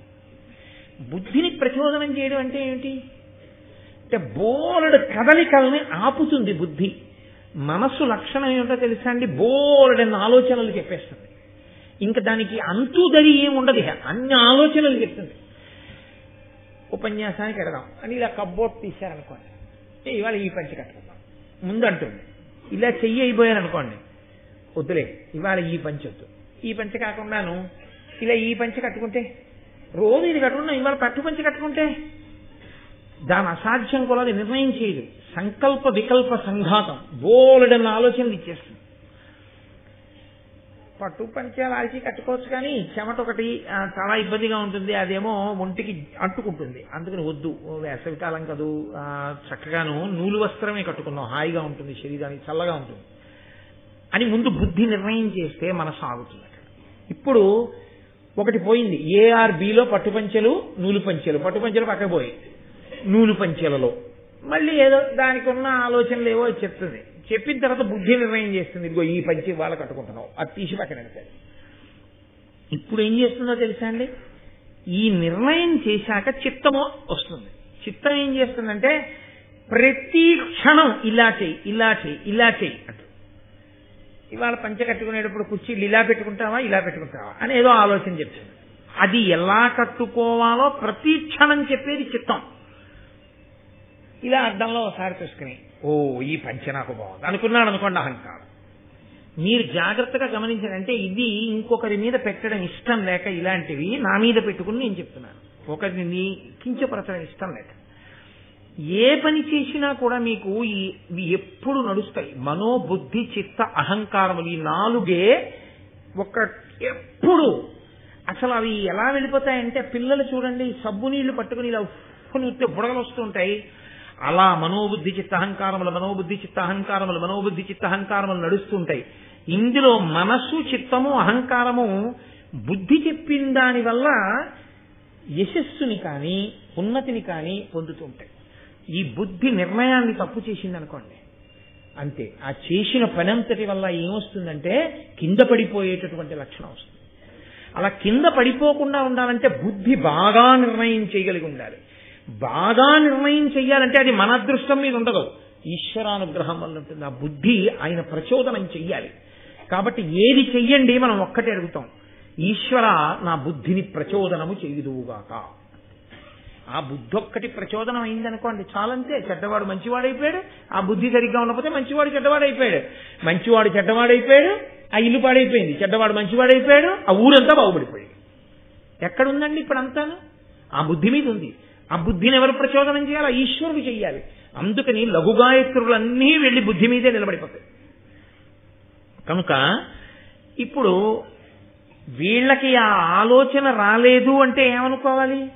ఎవరు ప్రచోదనం చేయడానికి అధికారమును కలిగి ఉన్నాడో వాడు ఆ బుద్ధి ప్రచోదనం చెయ్యలేదు అని అనుకోవాలి. కదలిక కదలడం కానీ కదలిక కదలకపోవడం కానీ రెండూ ఈశ్వరానుగ్రహమే. నేను మీతో తరచుగా అదే మనవి చేస్తూ ఉంటాను. కదలికలన్నీ శివా, కదలికలు ఆగిపోతే శివ. శివ శివ అంటే కదిలి కదిలి కదిలి కదిలి కదలికలన్నీ ఆగిపోవడం. పూజంతా చేసి చేసి చేసి చేసి ఆఖరణ కదలిక లేని స్థితి తెలుసుకుంటే శివ. శివా పూజంతా చేస్తాడు. ఆఖరణ ఏమంటాడు? నాణ్యపంథాయ నాయ విద్యతే మంత్రపుష్పం చెప్తూ ఇంకో మార్గం లేదు. ఇవన్నీ చేశాం కానండి, అసలుది తెలుసుకోవడానికి ఇది మార్గం. అసలుది ఏమిటో తెలుసా? నీవారస్సు కవత్తం పీతాభాస్వత్యనూపమా. ఇక్కడే ఉన్నాడు ఈశ్వరుడు. ఒక వెలుగు కిందున్నాడు. ఇప్పుడు వాడు ఈ బయటకి కనపడడు, లోపలికి వెడితే కనపడతాడు. ఇక్కడే ఉన్నాడు. వాడిని నువ్వు ఏ పేరు పెట్టి పిలువు. స బ్రహ్మస్స శివస్స హరిసేంద్ర సోక్షర పరమస్వరాట్ రాజాధి రాజాయ ప్రసయ్య సాహిమే అంటున్నారా? ఇప్పుడు బయట పూజంతా శివా కదలిక. అప్పుడు ఆగిపోయి ధ్యానంలో మీరు లోపలికి వెళ్ళి మీ బయట కదలికలన్నీ ఆగిపోయి ఇంద్రియాల కదలికలు కూడా ఆగిపోయి మూడు ఏకీకృతం అయిపోయి మీరు ధ్యానంలోకి వెళ్ళిపోయి ఒక్క వస్తువునే ఊహించి ఆ వస్తువుగా మీరు మారిపోయి అదిగా నిలబడిపోయినటువంటి ప్రకృతి ఆ పరిస్థితి యందు అన్ని కదలికలు ఆగితే శివ. అదే శివ శివ. కాబట్టి ఆ శివ లేని శివ లభ్యం కాదు. ఆ శివ సమానం ఉండిపోయే స్థితి కాదు. కాబట్టి శివలోంచి శివాలోకి వస్తాడు. శివ అన్ని శివపరంగా చేస్తాడు. అది శివ శివ. అది పార్వతీ పరమేశ్వరులు విడివడి ఉండకూడదు, విడివడి ఉండరు అన్న సిద్ధాంతం.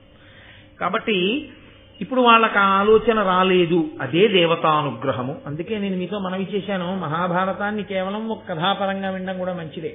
కానీ మహాభారతాన్ని మీరు ధర్మ సూక్ష్మ సమన్వయంగా తెలుసుకున్న నాడు ఎక్కడెక్కడ ఈశ్వరానుగ్రహం ఎలా ఉంటుందో, దేని కొరకు మనం వెంపర్లాడవలసి ఉంటుందో మీరు ఆలోచించవలసి ఉంటుంది. ఒక్క నిర్ణయం అండి పాడు చేసేస్తుందంటే జీవితాన్ని. ఒకే ఒక్క నిర్ణయం పాడు చేస్తుంది. నేను విశాఖపట్నంలో చదువుకునే రోజుల్లో నాకు మంచి స్నేహితుడు ఉండేవాడు. నేను అప్పటి వరకు అతనితో మాట్లాడి వెళ్ళిపోయాను. అతను వీధిలో నిలబడి వాళ్ళ అక్క చెల్లెళ్లతో మాట్లాడుతున్నాడు. ఎక్కడికో వెళ్ళాలి. ఆ అక్క చెల్లెళ్ళు అన్నారు, ఉండరా బస్సు చాలా రష్గా ఉంది కదా, ఇంకో బస్సు ఎక్కుదుగాను అన్నారు. ఆ కాలేజీ రోడ్డు అని ఉండేది, ఇలా బాగా ఎత్తుగా ఉండేది. అది ఎక్కుతోంది బస్సు. ఏదో 13వ నెంబరో ఏదో నాకు జ్ఞాపకం లేదు, అదే అనుకుంటా వెళ్ళేదట ఎక్కువ. 13 నెంబర్ అని ఆ బస్సు అనుకుంటా. అతను ఏం పర్వాలేదని గౌరవ వెళ్ళి ఎక్కాడు ఆ బస్సు. ఆ ఫుట్ స్టెప్స్ మీద నిలబడ్డాడు పట్టుకుని. ఎక్కి వెళ్ళిన కొద్దిసేపటికి ఆ బస్సుకు ప్రమాదం సంభవించింది. విచిత్రం ఏంటో తెలుసా అండి, ఆ రోజుల్లో ఫోన్లు అవి ఏం లేవు. నేను మర్నాడు పేపర్ తీశాను, ఇతని ఫోటో ఉంది చనిపోయిన వాళ్ళ ఫోటోల్లో. నేను తెల్లబోయి పరిగెత్తుకుంటూ వాళ్ళ ఇంటికి వెళ్ళాను. చచ్చిపోయాడు నిన్న బస్సు కింద పడి, అతను బస్సు పడిపోయినప్పుడు అన్నారు. వాళ్ళ అక్కయ్య వాళ్ళు ఎందుకురా వెనకాల ఇన్ని బస్సులు వస్తాయి కదా ఉండంటున్నారు. ఏం పర్వాలేదని పరిగెత్తుకెళ్ళి ఎక్కాడంతే. ఎక్కే ఎంత బుద్ధి అయిపోయింది, శరీరం పడిపోయింది. అదే బుద్ధి ఎక్కద్దు, ఫోన్లే ఉండు ఇంకో బస్సు ఎక్కదు అని అన్నాడు అనుకోండి, బతికేశాడండి. ఆ కుటుంబం తర్వాత ఎంతకాలం బెంగెత్తుకుపోయిందో, ఎంత కుదేలైపోయిందో ఆ కుటుంబం. ఒక్క నిర్ణయం అంతే, చెప్పలేము. తల్లికోట యుద్ధంలో రామరాయల వారు ఎడ్ల బళ్ళకి కట్టి చీకట్లో వెళ్ళిపోతున్న కాగడాలు చూసి శత్రు సైన్యం అంతా ఒడ్డున అటువైపుకి వెళ్ళిపోతోంది. అట్నుంచి నదిని దాటి ఇటు వస్తారనుకుని తన సైన్యాన్ని అంతటినీ కిందకి వెళ్ళిపోమన్నాడు. అటు వెళ్ళినవి ఎడ్ల బళ్ళు అని గుర్తించలేకపోయాడు. అవన్నీ కాగడాలు కట్టుకుని ఎడ్ల బళ్ళు వెళ్ళిపోయి సైన్యం అక్కడే ఉంది. ఈయన సైన్యం అంతా కిందకి వెళ్ళిపోయింది.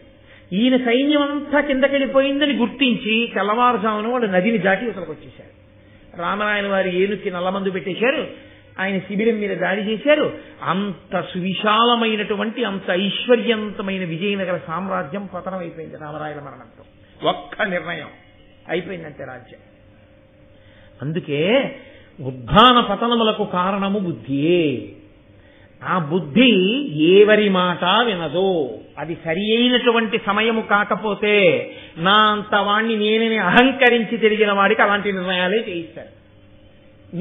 నీకెవరి అనుగ్రహం అక్కర్లేదు, అలాంటి నిర్ణయాలే వస్తాయి. నువ్వు ఈశ్వరుడికి జవాబుదారీగా బతకడం అలవాటైంది, పరమేశ్వరుడికి నమస్కారం చేసి బయలుదేరడం అలవాటైంది. ఈశ్వరుడు ఆ సమయానికి ఒక ప్రచోదనం చేయిస్తాడు, అంతే. ప్రమాదం తప్పుతుంది ఆ చేసుకునే నిర్ణయం వల్ల. అందుకే పూజలన్నీ ఎక్కడ పూర్తవుతాయంటే లఘుగాయత్రితో పూర్తయిపోతాయి. తన్నో దుర్గి ప్రచోదయాత్, తన్నో శివ ప్రచోదయాత్, అన్ని అలా ప్రచోదనం ప్రచోదనం ప్రచోదనం అడుగుతారు. కాబట్టి ఇప్పుడు పాండవులకు 5 అంటున్నారు వ్యాసుల వారన్న ఆలోచన రాలేదన్న చోట పరదేవత ఉందని మీరు అనుకోవాల్సి ఉంటుంది. కాబట్టి ఇప్పుడు వాళ్ళు బయలుదేరి గంగా నదిలో సోమశర్వము అనబడేటటువంటి ఒక పెద్ద తీర్థం ఒకటి ఉంటే అందులో స్నానం చేద్దాము అని చెప్పి బయలుదేరి వెళ్తున్నారు. అది అర్ధరాత్రి. వాళ్ళకి భయం ఏమిటి? వాళ్ళు సుక్షత్రియులు, మంచి తేజోవంతులు. అర్జునుడు కాగడా పట్టుకున్నాడు. అరణ్యంలో వీళ్ళు వెనకాతలు నడుస్తున్నారు. పాండవులు కుంతీదేవి దారి చూపిస్తూ అర్జునుడు వెళ్తున్నాడు. ఆ చీకట్లో వెడుతుండగా అర్ధరాత్రి వేళ ఆ గంగా తీరంలో ఆ సోమశ్రవము అనబడేటటువంటి తీర్థంలో స్నానం చేయడానికి వచ్చాడు అంగారపర్ణుడు అనబడేటటువంటి గంధర్వుడు ఒక ఆయన. ఆయన అర్జునుడిని చూసి ఆయన ఒక ప్రశ్న వేశాడు. ఏమయ్యా, నువ్వెవరం లేదు, మహాభారతం అంతా ధర్మాలేనండి, మహాభారతం అంతా ధర్మమే. సరే, నాకు ఒక మాట జ్ఞాపకానికి వస్తోంది. భగవాన్ రమణులు అరుణాచలంలో ఆశ్రమం అంటే ఆయన ఏమో ఆశ్రమం అనలేదు అప్పట్లో, దాన్ని మాతృభూతేశ్వరాలయం అన్నారు. అది కట్టిన రోజుల్లో పావులు అవి తిరుగుతుంటే గబుక్కుని కర్ర తీసేవారు. తీస్తే ఆయన అనేవారు, కొట్టకండి, అవి ఉండవలసిన చోటికి మనం వచ్చాం, మనం ఉన్న చోటికి అవి రాలేదు. కాబట్టి వాటికి ఇబ్బంది కలగకుండా మనం ఇక్కడ మసులుకోవాలి. అంతేకాని మనకి ఇబ్బంది కలుగుతోందని వాటిని చంపకూడదు, అది తప్పు కదా. అలా కొట్టకండి అనేవారు. అంగారపర్ణుడు ఎంత ధర్మం అడిగాడో తెలుసా అండి. ఆయన భార్యతో విలాసంగా అక్కడ క్రీడిస్తున్నాడు. వీళ్ళు వెళ్ళారు 5. వెళితే ఆయన అన్నాడు, ఇలనర్ధరాత్రమును సంధ్యలు 2 భూత యక్ష దానవ గంధర్వులు కృమ్మరియుడు ప్రొద్దులు వెలయగా ఇందమనిచెరులు వెరతురు నడవన్. ఏమయ్యా, లోకంలో ఒక నీతి అన్నది ఒకటి ఉంది. అర్ధరాత్రి వేళ ఉభయ సంధ్యలలో, అంటే పూర్వ సంధ్య ఉత్తర సంధ్య, ఉదయం వేళ సాయంకాలం వేళ, అంటే ఇంకా చీకటి విడవక ముందు, ఈ 3 సమయాల్లోనూ కూడా అర్ధరాత్రి ఉభయ సంధ్యలలో ఒక్క భూతములు తిరుగుతాయి. యక్షులు తిరుగుతారు, దానవులు తిరుగుతారు, గంధర్వులు తిరుగుతారు. వీళ్ళు 4 తిరుగుతారు తప్ప మనుషులు వెరపు పొందుతారు తిరగడానికి. అందుకని తిరగకుండా వాళ్ళు ఉండిపోతారు. ఉండిపోతే పరమేశ్వరుడు ఏం చేస్తాడో తెలుసా అండి? ఉదారుడై స్వల్పకాలిక లయనిస్తాడు. పడుకోండ్రా అని నిద్రనిచ్చి ఇంద్రియాలకన్నిటికీ శక్తినిస్తాడు. అవేం చేస్తాయంటే ఈశ్వరుడు పెట్టిన నియతండి. మహానుభావుడు పరమశివుడంటే సామాన్యమా? ఆయన అనుగ్రహం. ఆయనేమన్నాడంటే ఈ భూతములకన్నిటికీ పగటి వేళ పడుకోమన్నాడు. మీ అందరూ పగటి వేళ పడుకోండి, మీ అందరికీ శక్తినిస్తానన్నాడు. ఇవన్నీ పగలబడుకుంటాయి. చీకటి పడ్డ తర్వాత మనం పడుకుంటాం. అవి లేచి తిరుగుతాయి. వాటి జోలి మనకుండదు, మన జోలి వాటికి ఉండదు. ప్రశాంతంగా ఈ లోకం అంతా నడవాలి. ఆయన పెట్టిన నియతి. మహాభారతంలోనే అనుశాసనిక పర్వంలో ఉంది. పరమేశ్వరుడు ఎందుకు శ్మశానంలో ఉంటాడు అన్నదానికి పార్వతీదేవితో చెప్తాడు, నేను అక్కడ ఉండకపోతే ఉగ్రభూతాలు ఊళ్ళో వెళ్ళిపోతాయి, అందుకని వాటి ముందు తినే నాట్యం చేసి అలా కూర్చోబెడుతుంటాను అక్కడ, భక్తులు పాడైపోకూడదని. అందరూ నన్ను పట్టుకుని అస్తమానం శ్మశానవాసి అని అదే పనిగా శివుడు అని చెప్పి ఏదో చేతకాని వాడన్నట్టుగా అంటే నా సౌమ్యం పోయిందని లేచి వెళ్ళిపోయినట్టే మీ బతుకులు బయటపడతాయన్నాడు. ఆయన గంధర్వుడైనా అంటే అర్జునుడు అన్నాడు, నడురే ఈ సంధ్యలందురు నడవగ నోడుదు రశక్తనరులు భయం పడుదుమే ఏ మెయ్యడన ఎప్పుడు నడుతుమ అధిక శక్తి పురుషులమగుతాను. సామాన్యమైన మనుష్యులు ఎందుకు తిరగరో తెలుసా? వాళ్ళకి భూతములను నిగ్రహించగలిగిన శక్తి ఉండదు, రాక్షసులను నిగ్రహించగలిగిన శక్తి ఉండదు, లేకపోతే ఏదో గంధర్వుల్ని అణచగలిగిన శక్తి ఉండదు. అందుకని వాళ్ళు మనకి ఎందుకు వచ్చిన గొడవని బయటికి రాదు. మేము అటువంటి వాళ్ళం కాదు, మేము దివ్యమైనటువంటి స్థితిని పొందిన వాళ్ళం. సమస్త అస్త్ర శస్త్రములు మాకు తెలుసు కాబట్టి మేమే ఈ 4 అణచగలం. కాబట్టి ఇంకా మాకు మేము రాత్రి తిరగకూడదని ఏమిటి? ఎవరికి ఎంతవరకు అవసరమో అంతవరకే, అంతేకాని అది ఆ అవసరం లేని చోట తిరగకూడదు. తిరగకూడదని నియమం లేదు, అందుకని మేము తిరుగుతున్నాం. ఇప్పుడు ఏదైనా ఒక ఆచారమో అన్నది ఉందనుకోండి, అది ఎందుకు పెడతారంటే దానివల్ల ఒక ప్రయోజనము కొరకు పెడతారు. అసలు ఏమీ ట్రాఫిక్ లేదు, ఇటు లేదు, అటు లేదు, ఇటు లేదు, అప్పుడు రెడ్ లైట్ పడింది, వెళ్ళిపోవచ్చా అని మీరు అడిగారు అనుకోండి, వెళ్ళిపోతే తప్పేం. ఎప్పుడు రెడ్ లైట్ పడితే ఆగమన్నారంటే ట్రాఫిక్ ఎక్కువగా ఉంటే, అదేదో పొరపాటును వదిలేశారు, తెల్లవారుజామున 3 గంటలకి నువ్వు వెళ్తుంటే ఏ కనుచూపు మేరలో వెళ్ళి అదేదో వెలిగింది రెడ్ లైట్, నువ్వు అకస్మాత్తుగా అప్పుడు మాత్రం గౌరవం చూపించి అలా నిలబడిపోవాల్సిన అవసరం ఏమి ఉండదు, వెళ్ళిపోవచ్చు. అప్పుడు అదేం పెద్ద, అప్పుడు అది ఆచారం ఏం కాదు. అలాగే లోకంలో ఆ ప్రయోజనాన్ని బట్టి ఆచారం వస్తుంది. ఆషాఢ మాసంలో ఏదో అదేంటి అల్లుడు కూతురు కలిసి ఉండకూడదు, అత్తారింట్లో అమ్మాయి ఉండకూడదు, పుట్టింటికి తీసుకెళ్లిపోతారు. ఎందుకు? ఏమి ఆషాఢ మాసంలో కలిసి ఉండకపోవడం ఏంటి? అసలు ధర్మమే భార్యాభర్త కలిసి ఉండరు, ఆషాఢ మాసంలో కలిసి ఉంటే వచ్చిన ఉపద్రవం ఏంటి?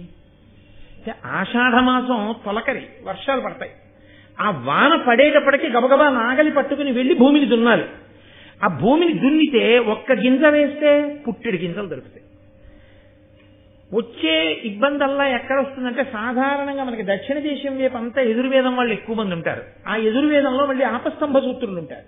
ఈ ఆపస్తంభ సూత్రులకి ఇతరత్ర దక్షిణ దేశ మర్యాదను అనుసరించి మనం ఏం చేస్తామంటే, సాధారణంగా చైత్ర మాసంలోనూ వైశాఖ మాసంలోనూ పెళ్లి ముహూర్తాలు చాలా ఎక్కువ ఉంటాయి. మూఢం వెళ్ళిపోనివ్వండి, మీరు చూద్దరు కానీ చాలా ఎక్కువ ఉంటాయి పెళ్లి ముహూర్తాలు. ఇన్ని పెళ్లి ముహూర్తాలు ఉన్న తర్వాత ఏమవుతుందంటే, పెళ్లి అయ్యేది చైత్రము వైశాఖములో పెళ్లి అవుతుంది, ఏ జ్యేష్ఠ మాసంలోనో పిల్ల కాపరానికి వస్తుంది. ఆషాఢ మాసం అప్పటి వరకు ఏదో వేసవి, రాత్రి అయ్యేటప్పటికి వేడి, ఉక్కపోత, చికాగ్గా ఉంటుంది. ఆషాఢ మాసం వచ్చేప్పటికి బయట వర్షం పడుతుంటే చల్లగా హాయిగా ఉండి ఈయన ఏం చేస్తాడంటే, తెల్లవారుదామన్న వర్షం పడుతుంటే లేచి నాగలి పట్టుకుని వెళ్ళడు. కొత్తగా పెళ్ళయింది కదా, భార్యతో కలిసి ఉండిపోతాడు. పాపం మామగారు ఏం చేయాలి?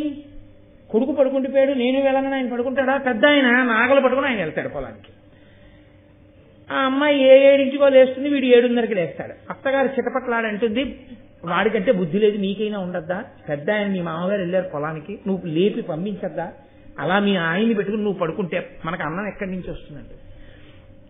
ఆ సమయంలో కాదంటే భర్తతో గొడవ, ఊరుకుంటే అత్తగారితో గొడవ. ఈ గొడవ లేకుండా వాళ్ళకి సమృద్ధిగా ఏడాది అన్నం దొరకాలంటే ఆషాఢ మాసం ఆడపిల్లని పుట్టింట్లో పెట్టుకుంటారు. అది ప్రతి ఏడాది అక్కర్లేదు, ఒక ఏడాది చాలయా, ప్రతి ఏడాది ఎందుకు అక్కర్లేదు, ఆ గొడవ వాళ్ళకి తెలిసి వస్తుందండి. ఎక్కడ ఆచారం? అంతేగాని సాఫ్ట్వేర్ ఇంజనీర్కి పిల్లని ఇచ్చారనుకోండి, ఆషాఢ మాసంలో మీ ఇంటికి ఎందుకు? వాడేమన్నా ఆగలట్టుకుంటాడా, పొలానికి వెళ్తాడా? కాబట్టి అది ఎక్కడ ఆచారమో అక్కడి ఆచారము. ఆచారము అనగా పాటింపబడునది. ఎవరికి అది ఆచారమో అది వారికి. జ్వరంతో ఉన్నవాడు వాడు పడుకుంటాడు, వాడికి అది ఆచారం. వాడి విభూతి చల్లుకుని స్నానం అయిపోయిందని సంధ్యావందనం చేసేయాలి. అంతేగాని వాడు అదృష్టం 103 జ్వరం ఉంది, హాయిగా విభూతి చల్లు సంధ్యావందనం చేసేసాడు, నేను విభూతి చల్లేసుకుంటానంటే అనకూడదు. నీకు ఆచారం చక్కగా తల మీద స్నానం చేసి సంధ్యావందనం చేసుకోవాలి. ఆచారము అనగా ఆయా స్థితిని బట్టి ఉంటుంది, అంతేగాని అది మూర్ఖంగా ఉండదు. ఉండదని తెలుసుకోగలి మూర్ఖాచారం ఉండదు, ఇంకో పెద్ద తప్పు. కాబట్టి ఇప్పుడు ఆయన ఆ ప్రశ్న అడిగితే అర్జునుడు శిష్టమైన సమాధానం చెప్పాడు అని మీరు గ్రహించవలసి ఉంటుంది. అంతేగాని అర్జునుడు చెంపరి జవాబు చెప్పాడండి, అలా చెప్పచ్చా అండి గంధర్వులకి, అలా అని మీరు అనకూడదు. ఆయన చెప్పిన దాంట్లో యథార్థం ఉంది. సామాన్యమైన మనుష్యులు భయపడతారు. మీరు కూడా వెంటనే నేను సామాన్యుడిని కానండి అని వెళ్ళిపోకూడదు.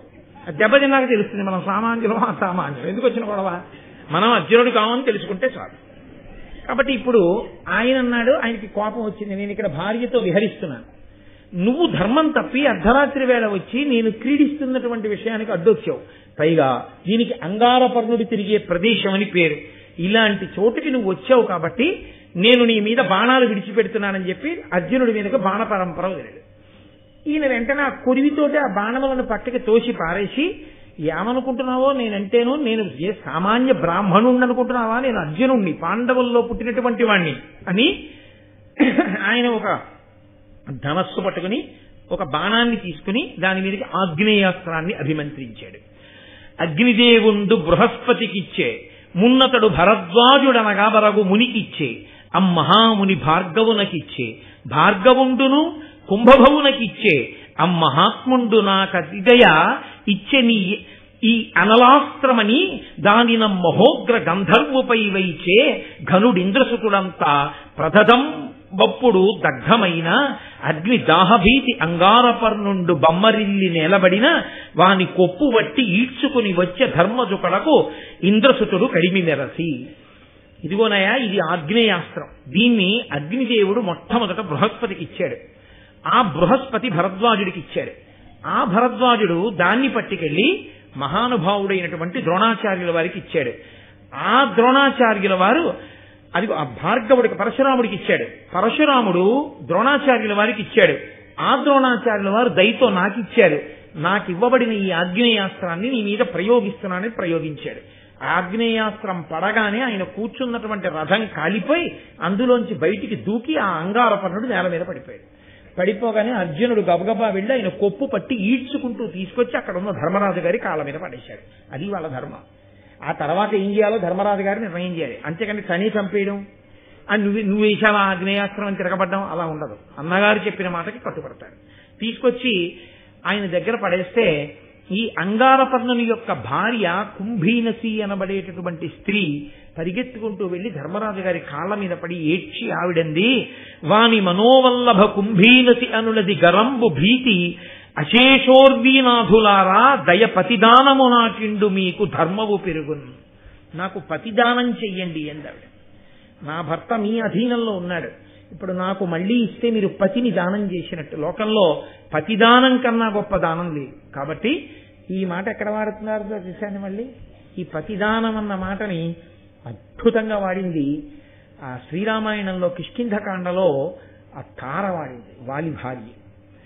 రాముడిని తిడుతుందనుకున్నారు అందరూ. వాలి చనిపోయిన తర్వాత రాముడి దగ్గరికి వెళ్ళండి, లోకంలో అన్నిటికన్నా గొప్ప దానం పతిదానమే, పతికి సతిదానం. నా భర్తకి నేనంటే చాలా ఇష్టం, పైలోకంలోకి వెళ్ళి బాధగా నించుంటాడు నా కోసం, ఆయనకి సతిదానం చెయ్యి, ఆ బాణంతోనే నన్ను చంపి వెళ్ళిపోతాను ఆయన దగ్గరికి. అలా ఇక్కడ నన్నయ్య గారు పతిదానం అన్నమాట వేశారు.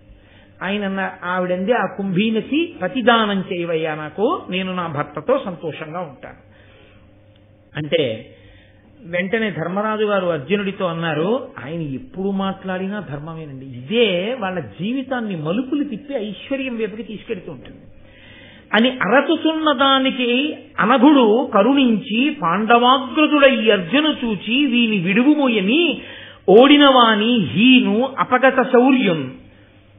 ఇదిగోనయా ఆవిడ ఏడుస్తోంది ఇతన్ని విడిచిపెట్టేసి. ఎందుకో తెలుసా, ధర్మము అని ఒక మాట ఉంది కదా, ఓడిపోయిన వాణ్ణి, పరాక్రమము హీనమైపోయిన వాణ్ణి, శౌర్యము నశించిపోయిన వాణ్ణి ఏమీ చేయకూడదు. కాబట్టి విడిచిపెట్టేశాడు. ఆ అంగారపర్ణుణ్ణి వెంటనే విడిచిపెట్టేశాడు. విడిచిపెట్టేస్తే ఆయన అన్నాడా గంధర్వుడు అని నీ చేత పరాజితుండన ఈయన అంగారపర్ణత్వం ఇంకను దాల్పన్ మదినంత నిర్లజ్జుడనే గర్వం వడంగన్ రణంబునము నోడియు పూర్వనామమున పెంపున్ గర్వముందాల్చువాడనగా సత్సబలందు మెచ్చబడునే హాసాస్పదీభూతుడై. నీ చేత ఓడింపబడి మళ్లీ ఈమెకి ప్రతిదానం చేయబడిన తరువాత కూడా నేను పూర్వం పిలువబడినటువంటి అంగారపర్ణుడు అన్న పేరుతో పిలువబడను. ఎందుకో తెలుసా, నేను ఇంకా పేరుంచుకున్నాను అనుకో, నేను ఏదైనా సభకి వెళ్ళినప్పుడు అంగారపర్ణుడు వస్తున్నాడంటే ఈయనే కదండి ధర్మరాజు గారి అర్జునుడి చేతితో ఓడిపోయాడు అంటారు. కాబట్టి సభ యందు గౌరవం ఉండదు, నా పేరు విడిచిపెట్టేస్తున్నాను. ఇప్పుడే నాకు నేను గంధర్వుణ్ణి కాబట్టి నా శక్తితో రత్నముల చేత తాపడము చేయబడిన చిత్ర విచిత్రమైన రథాన్ని సూచించుకుంటున్నాను. ఆగ్నేయాస్త్రంతో నువ్వు నా రథాన్ని కాల్చావు కాబట్టి ఇప్పుడు నా పేరు చిత్రరథుడు అని ఆయన మళ్లీ వేరొక రథాన్నెక్కి తన పేరు మార్చుకుని, నేను కూడా చాలా సంతోషిస్తున్నానయ్యా, మీ పరాక్రమానికి మీ ధర్మానికి సంతోషించాను. పూర్వకాలంలో మనువు చంద్రుడికి ఉపదేశించాడు చాక్షుషీ విద్య అని, అదొక విద్యాస్వరూపం. దాన్ని విశ్వావసుడికి బోధ చేశాడు. ఆ విశ్వావసుడు గంధర్వుల రాజు, ఆయన నాకు బోధ చేశాడు. నాకు ఆ చాక్షుషీ విద్య వచ్చు. దానితో పాటుగా అపరిమిత వైగంతో వెళ్ళగలిగినటువంటి గుర్రాలు కొన్ని నా దగ్గర ఉన్నాయి, గాంధార జాతికి చెందినవి. మీకు ఒక్కొక్కళ్ళకి 100 గుర్రాలు ఇస్తాను. చాక్షుషి విద్యనిస్తాను అర్జున, నీకు ఆ ఆగ్నేయాస్త్రం నాకు ఇస్తావా అంటే అర్జునుడు అన్నాడు, ఒకరి దగ్గర పుచ్చుకోవడం అన్నది నాకు జీవితంలో అలవాటు లేదు, ఒకరికి పెట్టడమే, సుక్షత్రియుణ్ణి కాబట్టి బ్రాహ్మణ కుమారులుగా ఉండి భిక్షాటన చేశారు. కాబట్టి నేను నీ దగ్గర పుచ్చుకుని మాత్రం నీకు విద్య నేర్పను. నువ్వు కానుకగా ఏదో 100 గుర్రాలు ఇస్తానంటున్నావు, ఈ చాక్షుషీ విద్య నాకు ఇస్తానన్నావు, అక్కర్లేదు, నేనే నీకు ఆగ్నేయాస్త్రం ఇస్తాను, తీసుకో అని చెప్పి ఆగ్నేయాస్త్రాన్ని ఇవ్వడానికి సిద్ధపడ్డాడు. సిద్ధపడితే ఆయన అన్నాడు, అవునులే మీరు తాపత్యులు కదా అన్నాడు. అర్జునుడికి అనుమానం వచ్చి, మమ్మల్ని తాపత్యులు అంటున్నావేమిటి అన్నాడు. అంటే అయ్యయ్యో మీకు తెలియదా, మీరు చాలా గొప్పవారు, ఎందుకు మీరు తాపత్యులు, మీరు ఇంత గొప్పవారు అన్న మాట మీకు తెలియలేదో నేను ఆశ్చర్యపోతున్నాను అన్నాడు. అంటే అర్జునుడు అన్నాడు, మేమింత గొప్పవాళ్ళమని నువ్వు అంటున్నావు కదా, మేము బ్రాహ్మణుల్ని సేవిస్తుంటాం, ధర్మానికి కట్టుబడతాం, ఇటువంటి మమ్మల్ని సామాన్యులుగా ఊహించి ఎందుకు మాట్లాడావు కనపడగానే అని. అదో విచిత్రమైన సంవాదం. ఆయన అన్నాడు, మీకు అగ్నిహోత్రములు లేవు, మీ ముందు పురోహితుడు లేడు కనుక అన్నాడు. అంటే పాండవులు ఆశ్చర్యపోయి వాళ్ళు అన్నారు, అదేమిటి అసలు తాపత్యులేమిటి, మాకు ఆ పేరెందుకు వచ్చింది, నువ్వు మాకొక్కసారి వివరణ చెయ్యవలసింది అన్నారు. అంటే ఆయన వాళ్ళకి ఒక విషయం చెప్తూ, సుక్షత్రియుడైనటువంటి వాడు రాసరికం చేసేటటువంటి వాడే కాదు, నిజానికి ఎవరికైనా బ్రాహ్మణుడు పురోహితుడు ఉండి తీరాలి. అందుకే పూర్వం ఇంటి చాకలి, ఇంటి పురోహితుడు అని ఉండేవారు. ఇంట్లో ఏ శుభకార్యం జరుగుతున్నా ఆయన ఇంటికి కూడా పంపిస్తూ ఉండేవారు. ఆ బ్రాహ్మణుడు ముందు నడిస్తే, ఆ బ్రాహ్మణుడు ఒక ఇంటికి పురోహితుడుగా ఉంటే ఎంత వైభవం ఉంటుందో పురోహితుడు లేకపోవడం ఎంత తప్పో చెప్తున్నాడు అంగారపర్ణుడు. ఆయన అన్నాడు, సుర గరుడ విశోరగ యక్ష రాక్షస పిశాచ భూత గంధర్వులు ఓపరు ధిక్కరింప బ్రాహ్మణ పురస్కృతుల పుణ్యమతుల భూతలపతులను. ఎవరైతే రాజ్యాన్ని ఏలే రాజులుంటారో, సుక్షత్రియులుంటారో, వాళ్ళకి బ్రాహ్మణుడు పురోహితుడు ఉన్నట్లయితే సుర గరుడ పాముల వలన, యక్షుల వలన, రాక్షసుల వలన, పిశాచముల వలన, భూతముల వలన, గంధర్వుల వలన ఎన్నడూ అవమానం కలగదు. మీకు బ్రాహ్మణుడు లేడు, దాని వలన మీకు ఆపద, మీకు ఇటువంటి తిరస్కారం లభించింది. పురోహితుడు అన్నవాడు ఎటువంటి వాడు ఉండాలో తెలుసా? సుక్షత్రియులు పెట్టుకున్నప్పుడు, రాజులు పెట్టుకున్నప్పుడు, వేదము వేదియున్ కలుగు విప్రవరేణ్యుడు అగణ్య పుణ్య సంపాది పురోహితుండైన పాపము పొందునే భూపతిం ప్రతాపోదయ కాన మీదకు గుణోన్నతి కిందగ ధర్మతత్వ సంవేది పురస్కరింపుడు పవిత్ర చరిత్రు మహీసురోత్తమం. వేదము వేది రెండూ ఉండాలి బ్రాహ్మణుడికి. తాను వేదం చదువుకున్నవాడై ఉండాలి. వేది అంటే అగ్నిని వ్రేల్చి హవిస్సు ఇవ్వడానికి వేది ఉండాలి. అగ్నిహోత్రాన్ని రగల్చడానికి యజ్ఞకుంటాం. ఈ వేది వేదము రెండూ ఎవరికి ఉంటాయో, సంతతము వేదమంత్రములతో అగ్నిని ఎవరు తృప్తిపరుస్తూ ఉంటాడో అటువంటి తేజోవంతుడైన వాడు పురోహితుడుగా ఉంటే, అంతగా దేవతల్ని ఆరాధించేవాడు పురోహితుడుగా ఉంటే, అటువంటి వాడికి ఎవ్వరి వలన అవమానము కలగదు. మీ వంశంలో ఈ పురోహితులు అంత గొప్పగా కాపాడారయా, మీరు తాపత్యులు అన్నాడు. తాపత్యులు అంటే ఏమిటి, ఎందుకు అలా అంటున్నావు మమ్మల్ని అన్నాడు. మీరు తపతి సంతతి వారు. ఆదిత్యునికి, సూర్యునికి సావిత్రి అని ఒక కూతురు. ఆ సావిత్రి యొక్క చెల్లెలు తపతి. ఈ సావిత్రి యొక్క చెల్లెలైనటువంటి తపతి చాలా గొప్ప అందగత్తె. ఈ అందగత్తె అయినటువంటి పిల్లకి మంచి వరుణ్ణి ఎలా తీసుకురావాలి అని సూర్య భగవానుడు మనసులో ఖేదపడుతున్నాడు. ఆడపిల్ల ఉన్నవాడు మంచి అల్లుడి కోసం ఆలోచన చేస్తుంటాడు కదండి. అందుకని ఆయన ఆలోచిస్తూ అజామీఢుని యొక్క పుత్రుడైనటువంటి సమ్మరుణుడు అనబడేటటువంటి రాజు ఈ మీ భరత వంశంలోనే పుట్టాడు. గొప్ప తేజోశాలి.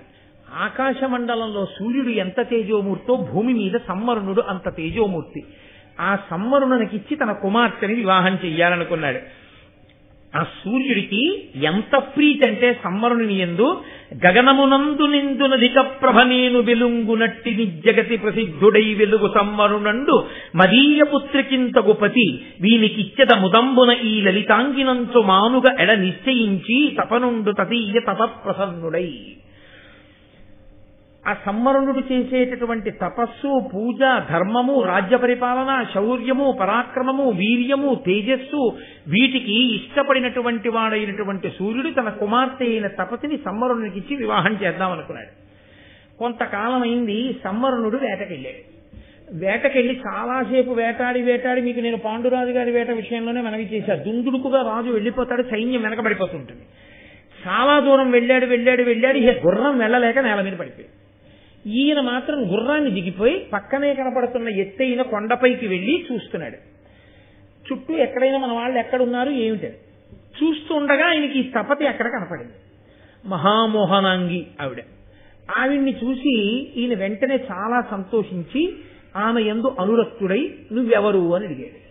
ఉత్తర క్షణంలో ఆవిడ అంతర్ధానం అయిపోయింది. ఆవిడ అంతర్ధానం అయిపోగానే ఇన్నాళ్లు ఏడవడం అంటే ఏమిటో తెలియని రాజు దుఃఖాన్ని పొంది నేను ఇంతగా మనసు పడినటువంటి స్త్రీ కనపడకుండా పోయిందని నేల మీద పడి రోధిస్తున్నాడు. ఆమె మళ్ళీ కనపడింది. ఇదేమయ్యా, ఇంత రాజువి ఇంత తేజోవంతుడివి ఇలా ఎందుకు దుఃఖిస్తున్నావు అని అడిగింది. ఆయన అన్నాడు, నేను నీ గురించే దుఃఖిస్తున్నాను, నిన్ను నా పత్నిని చేసుకోవాలనుకున్నాను అన్నాడు. ఆవిడంది, నీకు తెలియదా ధర్మం లోకంలో ఆడపిల్ల స్వతంత్రించి తనకు తానుగా వరుణ్ణి ఎంచుకోకూడదు. నీవు నన్ను భార్యగా పొందాలంటే మా నాన్నగారి గురించి జపము తపస్సు చెయ్యి.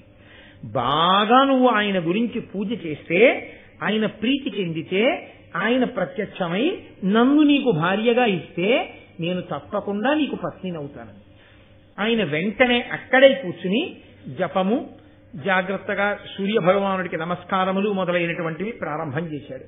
కొంతకాలం అలా చెయ్యగా చెయ్యగా చెయ్యగా చెయ్యగా ఆ తపస్సు అలా నడుస్తుండగా ఆయనకి తన ఇంటి పురోహితుడైనటువంటి వశిష్ఠ మహర్షి జ్ఞాపకానికి వచ్చాడు. నేను ఇంత కష్టపడుతున్నాను, మహానుభావుడు తేజోమూర్తి మా పురోహితుడైనటువంటి వశిష్ఠ భగవానుడు వచ్చి ఉంటే నన్ను ఈ పాటికి గట్టెక్కిద్దురు అనుకున్నాడు. ఆయన అలా అనుకోగానే ప్రతిహతరాగ కోపభయు బంకరుహ ప్రభవ ప్రభావు దూరిత దురితున్ మునీశ్వర వరిష్ఠు వశిష్ఠ మహామునిన్ పురోహితు నతిభక్తితో తలచే ఇష్టమిరింగి వశిష్ఠుడున్ సమాహితమతి నీగుదించకనియం ప్రభు సంవరుణున్ ప్రియంబునన్. మహాతేజోశాలి అయినటువంటి ఆ వశిష్ఠ మహర్షిని స్మరించగానే యోగ మార్గంలో వచ్చి ఆ వశిష్ఠుడు సంవరణుడున్న చోటికి వచ్చి ఈయనకి కనపడ్డాడు. కనపడి ఆయననేం అడగలేదు, ఎందుకు నువ్వు నన్ను పిలిచావని.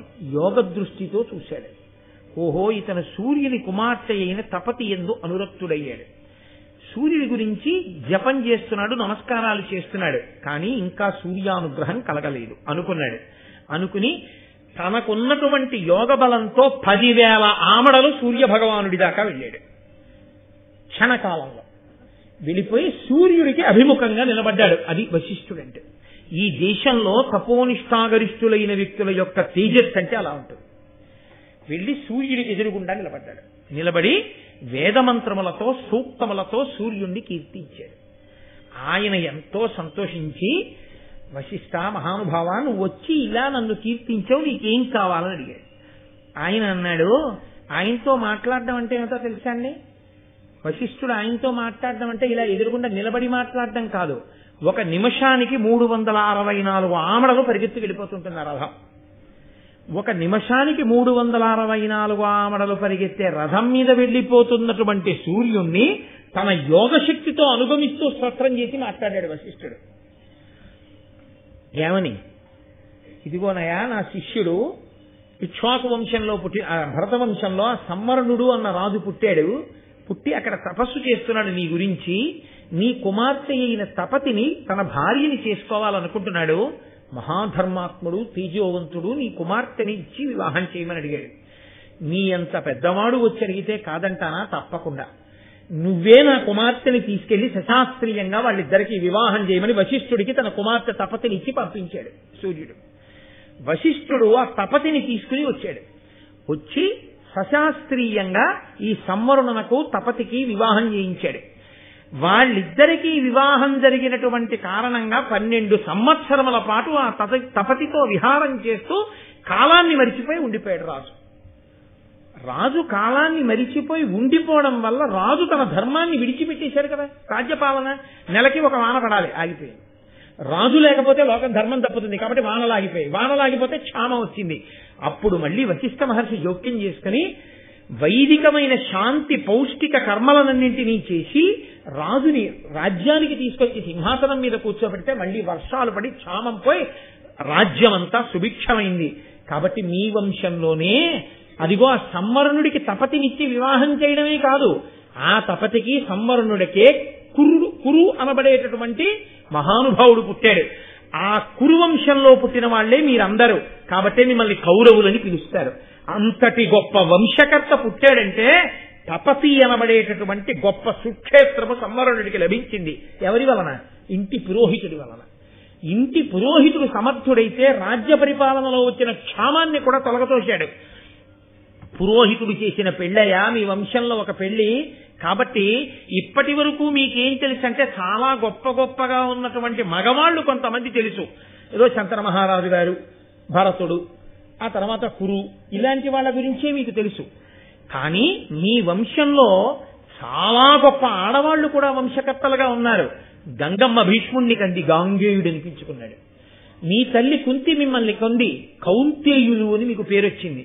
ఇదిగో ఆ తపతి కురు మహారాజుని కంది కాబట్టి మీ వంశంలో ఉన్న వాళ్ళని తాపత్యులు అని పిలుస్తారు ఆవిడ పేరు మీద. ఇంత గొప్పతనం రావడానికి కారణమంతా ఇంటికి పురోహితుడు ఉండడమే. సంవరణుడికి మీకు పురోహితుడు లేకపోవడం వల్లే మీరు భంగపాటు పొందారు. మీకు సరైన పురోహితుడు ఉండద్దా? ఉండాలి. అంటే అర్జునుడు అన్నాడు, మాకు తెలియదు ఈ విషయం. ఎంత గొప్ప విషయం చెప్పావయ్యా, మా వంశంలో సూర్య భగవానుడి యొక్క కూతురు తపతి మాకు ఇంత దగ్గరి బంధువా, మేము తాపత్యులమా? చాలా సంతోషం. ఆ వశిష్ఠ మహర్షి అంత గొప్పవాడన్నావే, నాకు ఉవ్విళ్ళు ఊరిపోతుందయా మనసు. ఏది ఆ వశిష్ఠ మహర్షి గొప్పతనం ఇంకొంచెం చెప్తూ అన్నాడు. అంటే ఆయన అన్నాడు, వశిష్ఠ మహర్షి యొక్క గొప్పతనం చెప్పనా? సముద్రాల్ని తాగమంటే తాగచ్చేమో, వశిష్ఠ మహర్షి యొక్క గొప్పతనాన్ని చెప్పడం ఎవరికీ సాధ్యం కాదు. కానీ ఒక్క మాట చెప్పా, బలమరి కామక్రోధంబులు రెండు జయింపబడి తపో వీర్య బలంబుల చేసి చేయునవి నిత్తలు ఎవ్వని ఏని పాద సంవాహంబుల్. కామము క్రోధము అని రెండు ఉంటాయి. ఈ రెండు అప్పచెల్లెళ్ళు. కామం తీరితే సుఖంగా ఉంటుంది, తీరకపోతే క్రోధం అన్న చెల్లెలు పుట్టుకొస్తుంది. ఇవి రెండు ఉండి ఎప్పుడు మనిషిని పాడి చేస్తాయి. ఈ కామక్రోధాలు వదిలేయండి, కామక్రోధాలు వదిలేయండి అంటారు. కామక్రోధాలు వదిలేయడానికి నేను పట్టుకున్నాను ఏంటి వాటిని? అవి నన్ను పట్టుకున్నాయి. అవి నన్ను పట్టుకుంటే ఇప్పుడు వాటికి నేనంటే అసహ్యం వెయ్యాలి. వాటికి నేనంటే అసహ్యం ఎప్పుడు వేస్తుందో తెలుసా అండి? జలగ మిమ్మల్ని పట్టుకుంది అనుకోండి, అయ్యో నేను జలగని వదిలేయండి, జలగని వదిలేయండి అన్నారు అనుకోండి, జలగని వదిలేయడానికి జలగని నేను పట్టుకుంటే కదా వదిలేయడానికి. మీరు వదులుచుకుందామని లాగారనుకోండి, అది సాగుతుంది. అందుకే జలగ సాగినట్టు సాగాడండి అంటారు. అది వదలదు మిమ్మల్ని. అప్పుడు ఏం చేయాలి? మీరు కాస్త ముగ్గట్టుకొచ్చి అలా వేశారనుకోండి, అది టుప్పని ఊరికెళ్ళి పడిపోతుంది. అది అసహ్యం ముగ్గంటే. దానికి అసహ్యమైంది పట్టుకోవాలి. కామక్రోధాలు విడిచిపెట్టేయాలంటే ఏం పట్టుకోవాలో తెలుసా? గురువు గారి పాదాలు పట్టుకోవాలి. లోకంలో ఎంతమంది పట్టుకున్నా కామక్రోధాదులు విడిచిపోయేటట్టుగా అంత దివ్యమైన తపస్సు చేసిన మహాపురుషుని యొక్క పాదములు, ఆ పాదములు వశిష్ఠుడివి. ఆ పాద సంవాహనం చేస్తే, ఆ పాదములు పట్టుకుంటే, ఆ కాళ్ళు ఒత్తితే కామక్రోధములు విడిచిపెట్టేస్తాయి. అంతటి మహానుభావుడయా వశిష్ఠుడంటే. ఆ వశిష్ఠుడు కామధేనువు యొక్క బిడ్డ నందిని ఆయన దగ్గర ఉండేది. ఆ నందిని ఆయన పెంచుతూ హవ్యకవ్యములను నడుపుతున్నాడు. హవ్యము అంటే దేవతలను ఆరాధించడం, కవ్యము అంటే పితృదేవతలను ఆరాధించడం. ఒకానొకప్పుడు విశ్వామిత్రుడు వచ్చాడు. విశ్వామిత్రుడు వచ్చి చాలా పెద్ద సైన్యంతో వస్తే వశిష్ఠ మహర్షి అన్నారు, మీ అందరూ ఆతిథ్యం తీసుకోండి అన్నారు. అబ్బాయి మీరేదో ఆశ్రమంలో ఉన్నారు, పాపం ఇంతమందికి ఏం పెడతారులేండి అన్నాడు. ఏమీ బెంగపెట్టుకోకండి, మేము పెడతామని చెప్పి నందిని పిలిచి వీళ్ళందరికీ ఎవరెవరికి ఏది ఇష్టమో అది పెట్టమన్నారు వశిష్ఠ మహర్షి. అంతే, ఎవరికి ఏది ఇష్టమో అవన్నీ సృజించింది ఆవిడ, ఆ ధేనువు, ఆ ఆవు దూడ. అంతే, ఇంతమందికి ఇన్ని పెట్టేస్తే విశ్వామిత్రుడు తెల్లబోయాడు. తెల్లబోయి ఆయన అన్నాడు, నీ దగ్గర ఎందుకయా ఈ ఆవు ఇంత గొప్పది, నాకు ఇచ్చేసేయి, నీకు 1,00,000 పాడి ఆవులు ఇస్తా అన్నాడు. నువ్విచ్చే 1,00,000 పాడి ఆవులు ఎవరికి కావాలయా? నా హవ్యకవ్యములు దీని వల్ల నడుస్తున్నాయి, నాకు ఈ నందిని ధేనువు కావాలన్నాడు వశిష్ఠుడు. నేను రాజుని, రత్నహారీచ పార్థివా అంటాడు రామాయణం బాలకాండలో విశ్వామిత్రుడు. ఎక్కడ రత్నం ఉన్నా రాజుది, కాబట్టి నేను తీసుకుపోతా, అసలు నిన్ను అడగడం నా తప్పు, అడగాలని ఎక్కడుంది నేను పట్టుకుపోతున్నా అన్నాడు. ఊరుకున్నాడు వశిష్ఠుడు. పట్టుకుపోయాడు.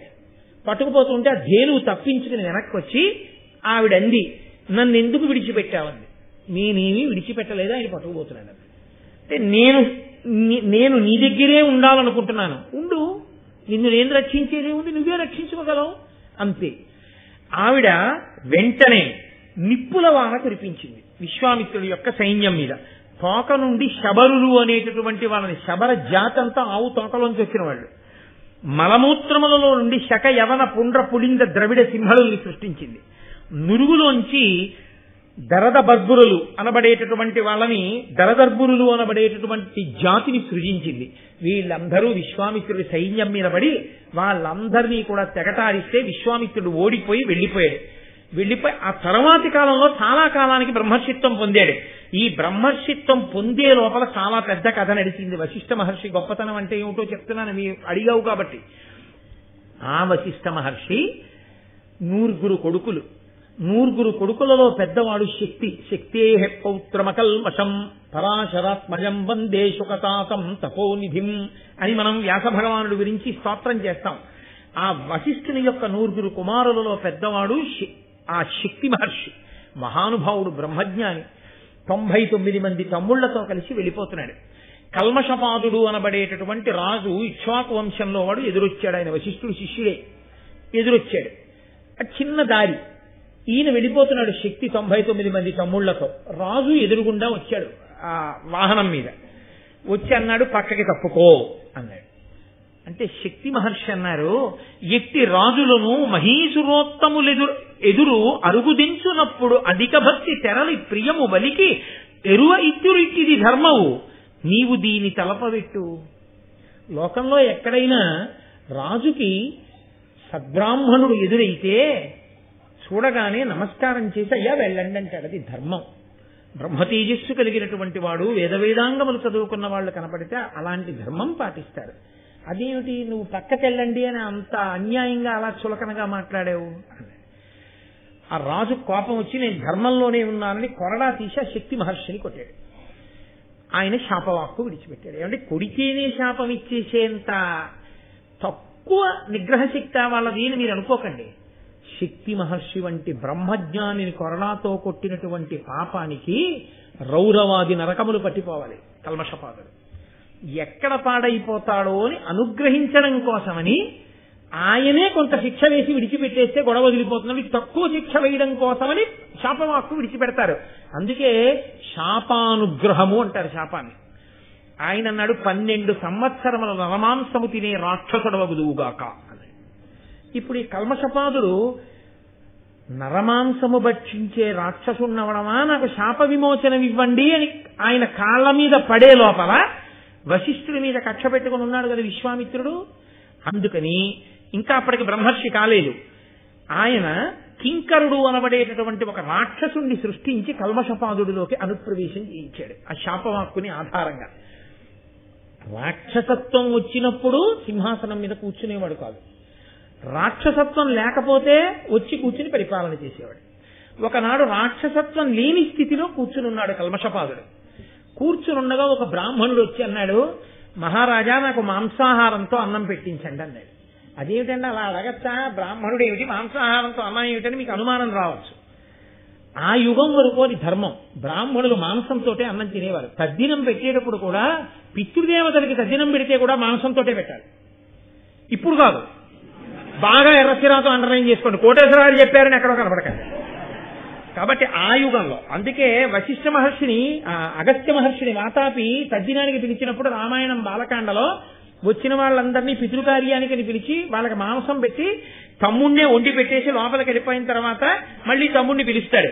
పిలిస్తే ఆ వాతాపి కడుపు చీల్చుకుని బయటకు వస్తాడు. అగస్త్య మహర్షి వాతాపి జీర్ణం, వాతాపి జీర్ణం, జీర్ణం జీర్ణం, వాతాపి జీర్ణం అంటే జీర్ణం అయిపోయింది. కాబట్టి మాంసం తినేవారు, మాంసం పెట్టేవారు బ్రాహ్మణులకి త్రేతాయుగం ద్వాపర యుగం వరకు కూడా. కలియుగంలో అసలు సరే నేను ఎందుకు మాట్లాడాలి కానీ అందుకని అసలు బ్రాహ్మణుడు మాంసం తినడం అనేది లేనే లేదు కలియుగంలో. దానికి బదులే వచ్చింది మిను. అందుకే గారె ముక్క వండి గారెలు పెడతారు తద్దినంలో తప్ప ఇంకెక్కడా ఎప్పుడు ఏ కారణానికి కనపడకూడదు. కాబట్టి ఇప్పుడు ఆ బ్రాహ్మణుడు మాంసంతో అన్నం పెట్టమని అడిగాడు. అడిగితే రాజు అన్నాడు, వంటవాడిని పిలిచి ఆయన అడిగింది చిన్న కోరికరా. అప్పటికి రాక్షసుడు ఆవహించి లేడు కల్మషపాదుడికి. అందుకు ఆయన అన్నాడు, మాంసంతో ఆ బ్రాహ్మణుడికి భోజనం పెట్టు అని లోపలికి వెళ్ళిపోయాడు. కొంతసేపు అయింది. ఆ వంటవాడు ఇంట్లో అంతా వెతికాడు, వేళ కాని వేళ మాంసం లేదు. అందుకని ఆయన వచ్చి అన్నాడు, ఎక్కడ మాంసం లేదు అంతఃపురంలో మహారాజా, ఏం చేయమంటారన్నాడు. ఈ ప్రశ్న అడిగే వేళటికి రాక్షసుడు ఆవహించాడు. ఆయన అన్నాడు, రాక్షసుడు ఆవహించి ఉన్న కారణం చేత వజ్రశాలకి వెళ్ళి నరకబడిన మనుష్యులు ఉంటారో నరమాంసం తెచ్చి వండి పెట్టాడు. ఆ వంటవాడు రాజాజ్ఞ అని నరమాంసం వండి బ్రాహ్మణుడికి పెట్టాడు. బ్రాహ్మణుడు అది చూసి నోట ముద్ద పెడుతూనే, ఇది నరమాంసం, బ్రాహ్మణుడికి మాంసం పెడతారు కానీ నరమాంసమా పెడతారు, ఇలా పెట్టించిన రాజు నరమాంసభక్షకుడై మరింత ఉద్రిక్తతతో ఉండుగాక అన్నాడు. ఈ మాట విని రాజుకి ఎక్కడలేని కోపం వచ్చింది కల్మషపాదుడికి. ఆ ఆవేశంలో ముందు వెనకలు చూడకుండా వశిష్ఠ మహర్షి ఆశ్రమానికి వెళ్ళి, ఇలాగే నువ్వు నాకు మొట్టమొదట శాపం ఇవ్వడం వల్లే నా బతుకు ఇలా అయిపోయిందని చెప్పి విశ్వామిత్రుడు వశిష్ఠుడి మీద కోపంతో ప్రవేశపెట్టిన రాక్షసుని యొక్క ఉనికి తెలుసుకోలేక శక్తి మహర్షిని, వశిష్ఠ మహర్షి యొక్క మిగిలిన 99 మంది కుమారుల్ని ఒక్కసారి తినేశాడు. వశిష్ఠుడు బయటకు వచ్చి చూసేటప్పటికి 100 కొడుకులు మరణించారు. 100 కొడుకులు మరణించారు అనేటటువంటి బాధ చేత వశిష్ఠ మహర్షి అంతటి వాడు ఒక్కసారి అంత కలకలలాడుతూ 100 కొడుకులతో, అంతటి బ్రహ్మజ్ఞానులతో ఉండే ఆశ్రమం వెలవెలపోయిందని బాధతో ఒక నదిలో దూకేశాడు. దూకేస్తే వశిష్ఠ మహర్షి లాంటి వాడిని నేను ఈడ్చుకెళ్లడమా అని భయపడిపోయి ఆ నదీ జలం అంతా పల్లంలోకి వెళ్ళిపోయి ఈయన పడిపోయిన ప్రదేశాన్ని మెరక చేసేసింది. 100 ప్రదేశాల్లోకి మిలికిలి తిరిగి వెళ్ళిపోయింది ఆ నది. వెళ్ళిపోయి వశిష్ఠుడి జోలికి రాలేదు కాబట్టి 100 మిలికిలి తిరిగి వెళ్ళిపోయింది కాబట్టి ఆ నదికి శతద్రువు అని పేరు వచ్చింది. ఇలా కాదు, పడగానే నా శరీరం వెళ్ళిపోవాలని చెప్పి వశిష్ఠుడు కాళ్ళు చేతులు కట్టేసుకుని వెళ్ళి ఇంకొక నదిలో పడ్డాడు. ఆ నది వశిష్ఠ మహర్షి వంటి వాణ్ణి తాత్కాలికోద్రేకంతో పడినా 100 పోయారని, కొడుకులు పోయారని ఉద్రేకంతో పడ్డా నేను సంహరించడమా అని ఆవిడ పాశాలు విప్పి తీసుకొచ్చి ఒడ్డున పడుకోబెట్టింది. వశిష్ఠుడి పాశాలు విప్పింది కాబట్టి ఆ నదికి విపాష అని పేరు వచ్చింది. ఇది ఈశ్వరాజ్ఞ, నిజమే, శాస్త్రం చెప్తోంది ఆత్మహత్య చేసుకోకూడదని. అలాగే కుములుతో ఆయన ఆశ్రమానికి వెడుతుంటే అకస్మాత్తుగా ఆయనకి ఎక్కడి నుంచో ఒక గొప్ప వేదనాదం వినపడింది. ఇంత గొప్పగా స్వరంతో వేదం చెప్తున్నాడు ఎవరు అని వెనక్కి తిరిగి చూశాడు. తన కోడలు వస్తోంది, అదృశ్యంతి అని పేరు ఆవిడికి, శక్తి మహర్షి యొక్క భార్య. అప్పటికి ఆయన మరణించారు కదా, తినేశాడు కదా కల్మషపాదుడు. కాబట్టి ఇప్పుడు ఆ అదృశ్యంతి వెనకాల వస్తోంది. వశిష్ఠ మహర్షి వెనక్కి తిరిగి చూసి, అమ్మా నీ కడుపులో ఉన్నవాడు సామాన్యుడు కాడమ్మా, శక్తి మహర్షి యొక్క కుమారుడు, ఇంత వేదనాదం వినపడుతోంది, వాణ్ణైనా రక్షించుకుంటానమ్మా అని కోడల్ని ఆశ్రమంలోకి తీసుకెళ్లి బహుజాగ్రత్తగా ఉన్నాడు. కల్మషపాదుడు ఒకానొక సమయంలో ఈవిడ్ని కూడా తినేద్దామని వచ్చి ఆ కోడల మీద పడ్డాడు, అదృశ్యంతి మీద పడితే వశిష్ఠ మహర్షి భయపడకు అని చెప్పి కమండలంలో నీళ్లు తీసుకుని ఒక్కసారి ఆ ఎదురుగుండా నిలబడిన కల్మషపాదుడి మీదకి చల్లారు. చల్లగానే కల్మషపాదుడికి 12 సంవత్సరములు పూర్తయి ఆ రాక్షసుడు వెళ్ళిపోయాడు, శాప విమోచనం అయిపోయింది. అదిగో ఆ అదృశ్యంతి కడుపులోంచి పుట్టిన మహానుభావుడే పరాశర మహర్షి. ఆ పరాశరుడు పుట్టాడు. అప్పుడు ఆయన అన్నాడు, ఆ కల్మషపాదుడు, నీ కుమారుడు నాకు శాపమిచ్చిన కారణం చేత నేను తిరుగుతున్న రోజులలో ఒకానొకప్పుడు ఉచ్చనీచములు మరిచిపోయి అంగీరస అనబడేటటువంటి ఒక మునిపత్ని తన భర్తతో కలిసి ఉల్లాసంగా ఉన్న సమయంలో ఆమె భర్తని తినేశాడు. అప్పటికి నరమాంసభక్షకుడైన తినేశాడు. ఆమెకి కోపం వచ్చి, నువ్వెప్పుడైనా నీ భార్యతో క్రీడిస్తే మరణిస్తావన్న శాపం ఇచ్చింది. అందుకని నాకు ఇప్పుడు బిడ్డలు లేరు, బిడ్డలు లేకపోతే నాకు ఉన్నత గతులు లేవు, నేను నా భార్యతో రమించడానికి అవకాశం లేదు. కాబట్టి ఉన్నటువంటి న్యాయం ప్రకారం ఒక గొప్ప బ్రహ్మ తేజస్సు కలిగిన వాడి వలన కుమారుడు కలగచ్చు, కాబట్టి నా భార్య అయినటువంటి మదవతి యందు నువ్వు నాకు కుమారులను అనుగ్రహించు అన్నారు. వశిష్ఠ మహర్షి యొక్క తేజస్సు కారణంగా ఆమె గర్భవతి అయింది. 12 సంవత్సరములు కడుపుతో ఉన్నా ఆవిడికి పిల్లాడు పుట్టలేదు. ఆవిడికి కోపం వచ్చి, 12 ఏళ్ళు అయింది కొడుకు పుట్టడని ఒక రోజున ఆగ్రహంలో అక్కడ సూదిగా మొనతేరిన రాయి తీసుకుని ఆ రాతితో తన గర్భాన్ని కోసుకుని చీల్చింది. రాతితో కోసుకుంటే బయటకో పిల్లాడొచ్చాడు కాబట్టి ఆ పిల్లాడికి ఆశ్మకుడు అని పేరు వచ్చింది. అప్పుడు ఆ మదవతికి ఆ పిల్లవాడు జన్మించాడు వశిష్ఠ మహర్షి తేజస్సు చేత. శక్తి మహర్షి యొక్క భార్య అయినటువంటి అదృశ్యంతి కడుపున పుట్టినటువంటి పరాశర మహర్షి మహానుభావుడు. ఆయన పుట్టి పెరిగి పెద్దవాడై గొప్ప బ్రహ్మజ్ఞాని అయ్యాడు. అయి తన తండ్రి రాక్షసుల వలన మరణాన్ని పొందాడు అని తెలుసుకుని అసలు రాక్షసులన్న వాళ్ళు లేకుండా చేస్తాను అని చెప్పి ఆయన ఒక పెద్ద యజ్ఞాన్ని మొదలుపెట్టాడు. మొదలు పెడితే వశిష్ఠ మహర్షి వచ్చి అన్నారు, తప్పురా, అటువంటి యజ్ఞాలు చేయకూడదు, నీకు ఎంత తేజస్సైనా ఉండొచ్చు, ఏదో ఒక కారణం పడిపోయాడు. పూర్వం ఏమైందో తెలుసా? ఇలాగే ఒక ఆయన చేశాడు. ఎందుచేత చెప్తున్నానంటే, పూర్వం హైహయ వంశం ఉండేది. వశిష్ఠుడు ఎవరికి చెప్తున్నాడు? పరాశరుడికి చెప్తున్నాడు. హైహయ వంశము అని ఒక వంశం, అందులో కృతవీర్యుడు అని ఒక రాజు. ఆ రాజుగారు అక్కడ ఉండేటటువంటి భృగువంశంలో జన్మించినటువంటి బ్రాహ్మణులకు విపరీతమైనటువంటి దానాలు చేస్తూ పరిపాలన చేశాడు. కృతవీర్యుడు మరణించిన తరువాత ఆ వంశంలో పుట్టిన రాజులు మన నాన్నగారిని నమ్ముకుని ఉన్నటువంటి ఈ భృగువంశ బ్రాహ్మణులు బోల్డంత సంపాదించారు. ఇప్పుడు రాజ్యానికి కష్టకాలం వచ్చింది, ఆ డబ్బంతా ఇచ్చేయమన్నారు. కొంతమంది బ్రాహ్మణులు ఇచ్చారు, కొంతమంది ఇవ్వకుండా భూమిలో పాతి పెట్టారు. పాతి పెట్టారన్న కోపంతో ఈ హైహయ వంశంలో కృతవీర్యుని యొక్క వంశంలో పుట్టినటువంటి రాజకుమారులు భృగువంశంలో ఉన్నటువంటి బ్రాహ్మణులందరినీ పట్టుకుని చంపించారు. చంపేయడమే కాకుండా వాళ్ళ పత్నుల కడుపులలో ఉన్న పిల్లలు కూడా చచ్చిపోవాలని ఆ పత్నుల్ని కూడా చంపించారు. ఒక్క తల్లి, ఒక మహాపతివ్రత మాత్రం, ఆ భృగువంశంలో ఉన్న తల్లి కొడుకు బయటికి పుడితే వాణ్ణి చంపేస్తారని పుట్టకుండా పిల్లవాణ్ణి తొడలో ఉంచుకుంది, తన తపశ్శక్తితో ఉంచుకుని 100 సంవత్సరములు కాపాడింది. ఆవిడ తొడలో పిల్లవాడున్నారని తెలిసి ఆవిడ్ని చంపడానికి వచ్చారు. వెంటనే ఆ తొడలోంచి ఆ పిల్లవాడు బయటపడ్డాడు. పుడుతూనే దివ్యమైన తేజస్సుతో 100 సూర్యుల ప్రకాశంతో చూశాడు. హైహయ వంశ రాజులందరి కళ్ళు పోగానే వాళ్ళు వచ్చి ఆవిడ కాళ్ల మీద పడి, అమ్మా మాకు మళ్ళీ చూపు వచ్చేటట్టు చెయ్యి అన్నారు. అంటే ఆవిడంది, నేను చేయడం ఏమిటయా, సూర్యుని యొక్క తేజస్సుతో మహానుభావుడిగా పుట్టాడు నా కుమారుడు ఔరుడు అంటారు, ఆ ఔరుడి కాళ్ల మీద పడండి, ఆయన రక్షిస్తాడని. అంటే ఆయన వీళ్ళందరికీ కళ్ళు వచ్చేటట్టు చేసి ఇంత బాధ పెట్టారు కాబట్టి మా తండ్రుల్ని లోకాల్ని నశింపచేస్తానని ఒక యజ్ఞం మొదలెట్టాడు. యజ్ఞం మొదలుపెట్టి ఆయన యజ్ఞం మొదలు పెడితే ఆయన పితృదేవతలందరూ వచ్చారు. వచ్చి వాళ్ళన్నారు, ఆ భృగువంశంలో పుట్టిన బ్రాహ్మణులు, ఒరే మమ్మల్ని చంపేశారని కదా నువ్వు కోప్పడి యజ్ఞం మొదలుపెట్టావు, కానీ యథార్థం ఏమిటో తెలుసా, మేము చాలా గొప్ప తపస్సు చేశాం. ఎంత తపస్సు చేశామో ఆ తపస్సు వలన మా ఆయుర్దాయం అంత పెరుగుతోంది. మాకు వైరాగ్యం వచ్చింది, ఈ శరీరం పడిపోతే బాగుండనిపించింది, మా తపస్సుకే ఆయుర్దాయం పెరుగుతోంది. మమ్మల్ని మేం చంపుకుంటే ఆత్మహత్య, ఎలాగో అలా ఈ శరీరం వదిలేద్దామని రాజు ద్రవ్యం అడిగినా మాకు దాని మీద ఆసక్తి లేకపోయినా భూమిలో దాచాం. ఆ రాజకుమారులు వచ్చి ఆ కోప కారణం చేత మమ్మల్ని చంపేశారు. అమ్మయ్యా అని మేము శరీరాలు విడిచిపెట్టి ఊర్ధ్వలోకాలకు వెళ్ళిపోయాం. వాళ్ళ వలన తప్పేమీ లేదురా, ఎందుకు అనవసరంగా లోకాల్ని పాడు చేస్తానంటావు, కాబట్టి వెంటనే నువ్వు దీన్ని విరమించేసేయి అన్నారు.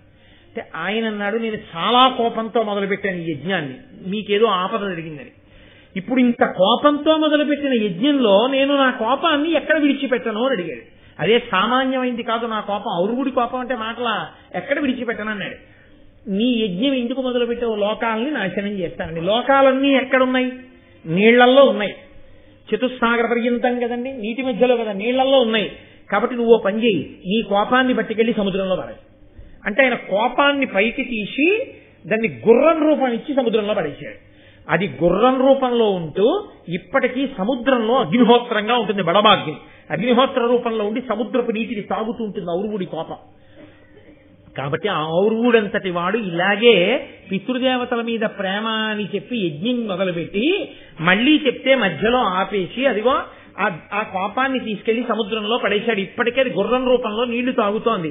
కాబట్టి నాయన అటువంటి యజ్ఞం చెయ్యకురా అన్నాడు పరాశరుడితోటి. అంటే పరాశరుడు అన్నాడు, ఔరుగుడు ఆపితే ఆపాడేమో, నా తండ్రి శక్తి మహర్షిని మహానుభావులు నా పినతండ్రుల్ని అంత ఘోరంగా చంపేశాడు కల్మషపాదుడు క్షత్రియుడు. కాబట్టి రాక్షసుడు ఆవహించడం వల్ల చంపాడు కాబట్టి రాక్షసుల్ని చంపేస్తాను అని ఆయన యజ్ఞం మొదలెట్టాడు. ఆయన ఒక్కొక్క రాక్షసుడి పేరు చెప్తుంటే జనమేజయ సర్పయాగంలో సర్పాలు పడిపోయినట్టు ఒక్కొక్క రాక్షసుడు వచ్చి పడిపోతున్నాడు. ఇంతమంది రాక్షసులు పడిపోతుంటే ఆ రాక్షస వంశానికి అంతటికీ కూడా పైన నిలబడినటువంటి వాళ్ళు కొంతమంది ఉన్నారు. రావణ బ్రహ్మకి తాతగారు పులస్త్యుడు. ఆ పులస్త్య బ్రహ్మ, పులహుడు, క్రతువు అనబడేటటువంటి 3 మహాపురుషులు కలిసి పరాశరుడు చేస్తున్న యజ్ఞం దగ్గరికి వచ్చారు.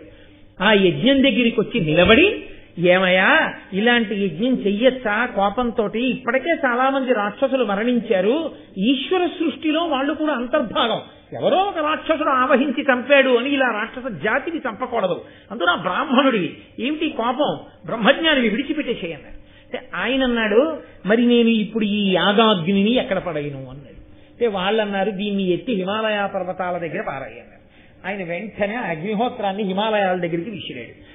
ఆ అగ్ని పూర్ణాహుతి చేసి యాగం పూర్తయిన అగ్ని కాదు కాబట్టి అది అప్పటి నుంచి ఇప్పటి వరకు హిమాలయాల పక్కన పడి ఉండి అది పర్వదినాలలో మాత్రం తీగల్ని రాళ్లని పొదల్ని తింటూ ఉంటుంది.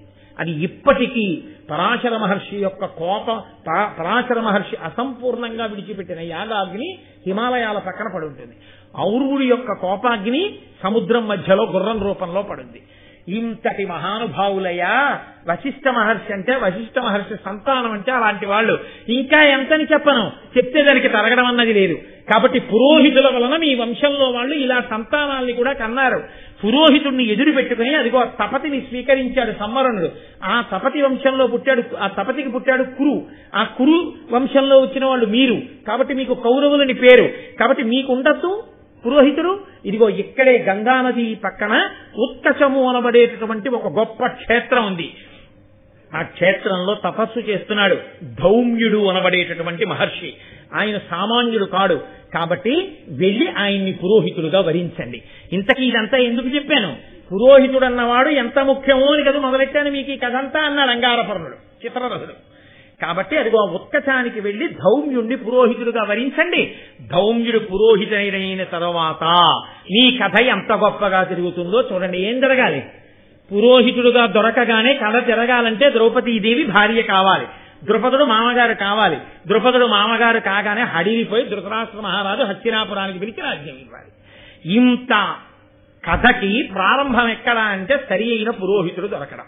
అందుకని అర్ధరాత్రి వేళ ఈశ్వరానుగ్రహంతో అంగారపర్ణుడు కనబడి ఇంత కథ నడిస్తే మహాపురుషుల యొక్క జీవితం గురించి వినడానికి అంత అనురక్తితో వశిష్ఠుడి గురించి, ఆ మహానుభావుడైనటువంటి పరాశర మహర్షి గురించి, ఔర్వుడి గురించి, ఆ పాండవులందరూ గబగబా గంగా తీరంలో ఉన్నటువంటి ఉత్కచమన్న క్షేత్రానికి వెళ్లి అక్కడ ధౌమ్యుణ్ణి చూసి ఆయనకి నమస్కారం చేసి మేము పాండవులం, పాండురాజు పుత్రులం, మాకు పురోహితుడుగా ఉండమని ఆయన్ని వరించారు. ఇప్పుడు పాండవులకు పురోహితుడు దొరికాడు కాబట్టి శుభములు జరగాలి. ఏం శుభం జరుగుతుందో ఆ చిత్రాలు ఎన్ని తిరిగాయో, ఆ ద్రౌపదీదేవి యొక్క అసలు అద్భుతమేమిటో, 5గురికి భర్తవడం వెనక ఎంత పెద్ద ధర్మరహస్యాలు దాగి ఉన్నాయో రేపటి రోజున మహానుభావుడైన సూతుడు ఆవహించి చెప్పించుగాక అని ఈశ్వరుణ్ణి ప్రార్థన చేస్తూ మంగళాశాసనపరై మదాచార్య పురోగమై సర్వైశ్చ పూర్వైరాచార్యై సత్కృతాయాస్తు మంగళం. మంగళం కోసలేంద్రాయ మహనీయ గుణాత్మనే చక్రవర్తి తనూజాయ సర్వభౌమాయ మంగళం. ఉమా కాంతాయ కాంతాయ కామితార్థ ప్రదాయినే శ్రీగిరీశాయ దేవాయ మలినాథాయ మంగళం. కరచరణకృతం వా కర్మవాక్కాయజం వా శ్రవణనైనజం వా మనసం వాపరాధం విహితమవిహితం వా సర్వమేత్తక్షమస్వ శివ శివ కరుణాబ్ధే శ్రీ మహాదేవ శంభో. సర్వం శ్రీ ఉమామహేశ్వర బ్రహ్మార్పణమస్తు. స్వస్తి.